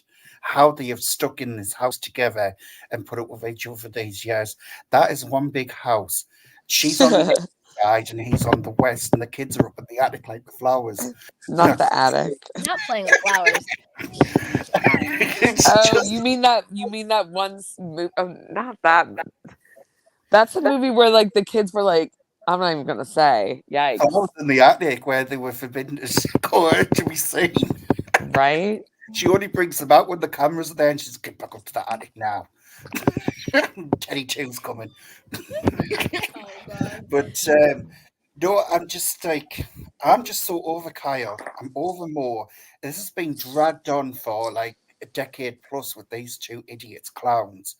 And when is Bravo going to wake up and say, "Do we really need Kyle? No. Never. Do we really need Dorit and a fake anxiety which she never has had?" And funny how her jewelry still remains with her, even though those robbers went in and took everything with With the a gun. With a gun that was never there. The most polite robbers in history. Of robbers. like buy How is that Dorit and your dodgy accent because it's certainly not British. her in and out accent? Mm-hmm. Can take that from a Brit. the oh god, them two need to go. Eric, I know this is going to be controversial, Mm-hmm. but Okay. Eric season has actually stepped up. I know she's acting fake and phony, but she's actually given stuff this season than what she's done the other seasons, really. The last two seasons. Seems like she's given more now. I just don't want Rinna to come back so they're in that clique where she can sit back and just do her little mini explosions and Rinna does all the work, you know? Mm-hmm. Plot. I just no, I just want Erica to be an island on her own and see where this is going to go, because this is Erica's biggest problem from the jump. She got too involved with the group of women, and she should have stood on her own accord, and she would have been better thought of. That's all I'm going to say for Erica. But I want Anne-Marie gone. I'd rather have 50 Cent there than Anne-Marie. I know 50 Cent's been on Atlanta for like years, but 50 Cent seemed more realistic. I forgot 50 so Cent funny. was there. I was actually thinking of like the rapper 50 Cent. Me too at first. Me too. And then like my mind went to, and I was like, oh, Cynthia. Oh yeah. 50 Cent. The Cynthia actually stepped up the other week and was actually talking. I was gobsmacked. I was like, yes, Cynthia, use your words. This is what you're here for. And I'd rather see Cynthia in that clique, because I think Cynthia vibes better in that clique than what Anne-Marie does. I just can't see Anne-Marie navigating around these women properly. And you can tell she's a Kyle shadow. Without a doubt. For sure. And it's just... because Kyle, I feel like Kyle is like an investor. She has a heavy hand in Bravo. Like, I don't think she's just... I get a feeling that Kyle is not just a housewife. Like, she has some other power in there. I really feel that. It's weird, right? I know. Yeah, she does. Not that she'll never leave. I don't think that that's part of it. I don't think like it's like, oh, she has to stay on the show forever. But I do feel like her family's investors, Kathy Hilton, something with Bravo, like they own stock. Something's going like on, yeah. Yeah, they're very heavily invested in there, for sure. I'd rather see Kathy on than Kyle, put it that way. Out of all the Hilton, out of all the sisters. I want Kim. No, Natasha, no. Oh. She was all over the place at Sutton's party. She's like, well, because Kyle set her up, like Kyle said, like she didn't tell her anything, told her like except for this one-sided fairy tale that she told where she's a victim. So she rolls in there trying to do her best because she just wants to squabble everything with Kyle and try to be her sister, and that means kind of feeding into her.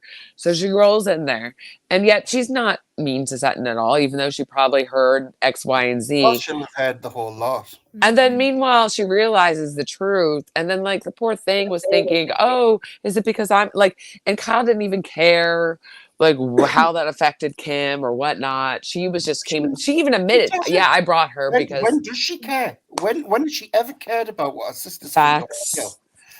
Like seriously, this is why I'm looking at Kim. Kim looks like a nervous wreck. Kim's not ready to come back on camera. There's something going on with Kim at the moment. Yeah, she has Kyle for a sister. I mean, that's enough trauma. All right, you guys, we've been on for over 3 hours. So, final thoughts, panelist. Start with Natasky, then Queen, then Candor, then Rena. Oh, a lot of pressure. Okay. It's probably going to be very anticlimactic. Yeah. Anne-Marie, Tata, Kim. I mean, not Kim, Kyle. Yeah, I can't do it anymore. Can't. It's not working. It's the same playbook. It's toxic. It's giving me a headache. Here for Sutton. I'm hoping Garcelle feels a little better. I love the duo. I want Crystal to tighten up and be a better friend so they could be a proper trio. Dorit, you're weird. We're over it too. Erica, yeah, we're over that as well. Okay, that's it. Okay. Go Queen. Hey there. Okay, so I'm just going to say I love everyone. No comments about the show, but happy holidays to everyone. And Candy, I'm getting super into your self-help soft girl guide videos. Oh, thank on you. Them after. Yes, thank you for posting because I'm into all that stuff. So happy holidays to everyone. And Natasky, I love you because I've listened to you for so long. And of course, Candy. Oh, we love you too. Love you. Happy holidays. Happy holidays, everybody. Bye. Okay, Candor, our fave. Go ahead and sound off, sweetheart. Well, I hate you all. Can't stand one of you. So there's that. I'm joking. I hate all these housewives. They're pathetic. It's just like I'm joking. No, Teddy 2 needs to go. and she needs to take a master with her. Kyle has got to go. I'd rather see Kathy there. Dorit needs to. She should have been gone 2 seasons ago. I'm sorry, she's worn out. She brings nothing at all to this show, and I'd like to see Camille replace Dorit. And I'd like LVP back and Denise. And I don't know. This is really hard because I've never been a fan of Erica, but for some reason, Erica still is bringing something, even though we know it's fake. She's still bringing something and making it move the show for what it's given. Garcelle, like I say, she needs to step up more. Crystal's like done what Garcelle should be doing, basically. Just called Dorit boring straight away, straight to her face as I go, Crystal. Sutton needs a man to open up her mouth more. A throat, Erica's right. Been that long, it's closing up. But no, I love Sutton, but Sutton is a bit crazy as well. But I love it. I side Sutton any day over Kyle. I really would, because I know what Kyle's manipulation is. She's done to every single woman who she is threatened by. And she's clearly threatened by Sutton now, because people like Sutton and Garcelle. It's crap. Kyle needs to get over her jealousy. She needs to grow up. She needs to take some time out. Maybe take a good few years off the show, then come back with something new and get a life sorted out, because this ain't working. It isn't sexy to watch. It's kind of cringe. And it's been going on for a decade now. And I'm so over Kyle. I really am. It's just boring. It really is. Like, I know I don't want to sound like a Debbie Downer, but she's dragging Beverly Hills down. And even if Beverly Hills finished, Kyle would still come up and still be saying, it's never going to end because I'm queen, I'm this, I'm that. She'll make her own Beverly Hills. She's pathetic. She really is for the attention. She's out of control. And no more Renee. Goodbye, Renee. Listen to Ken. I hope Goodbye. you're not talking about me. Renee's like, hey, now. No, not you, Lisa Renee. I know. I cannot deal with that woman. Those lips, that mind. It's just like, ugh, get away. I do not like the Gremlin from Gremlins 2. She is trash. All right. Happy holidays, Candace. Tell us how you really feel. Okay. All right, Rena, your turn. Sound off. I just want to wish everyone happy holidays. And Candy, I really enjoy these lives. Oh, thank you. I don't have a super huge opinion about any of the girls on this cast. Not just, I just don't. I like them all. I'm not, you know what I mean? I like listening and everything. I don't have a super huge opinion about any of them. Not yet, as far as what they've done on this season. That's cool. But I also wanted to ask you, are you going to do Legacy? Are you going to watch the Real Housewives Ultimate Girls Trip Legacy? Okay. Yeah, I'm excited to watch that now. I didn't know it was on. Girl, get on it. It's cute.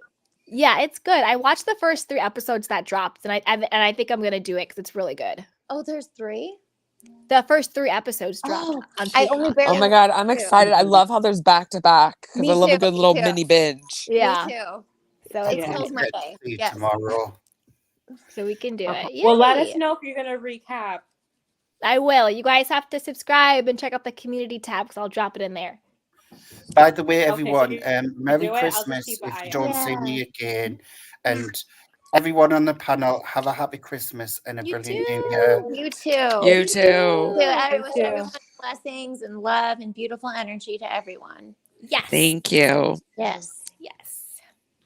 Yay. Thank you, Candy. Yay. Thank you, Candy. Thanks for having us peruse. This is fun. Love y'all. Thank you. So fun. Bye. You're welcome. Bye. Love you guys. Bye, everyone. Bye, sweetheart. As always, shout out to my beautiful panelists. Thank you so much, Natoski, Queen, Candor, Rena. Thank you to everybody. Shout out to everybody in the chat box. Chocolate Chunks, Gloria, Gustav, DGF627. Let me see who else is up in here. Shout out to Amy, DeWan, Janet. Who else? So many people. Too many to name. If I missed you, I apologize. But as always, you guys, be safe. Happy holidays. I love you. Comment down below what your thoughts are, your conspiracy theories. Be safe, look after yourself and each other. Like, subscribe, and share, and I'll see you guys next time. I love you. Bye.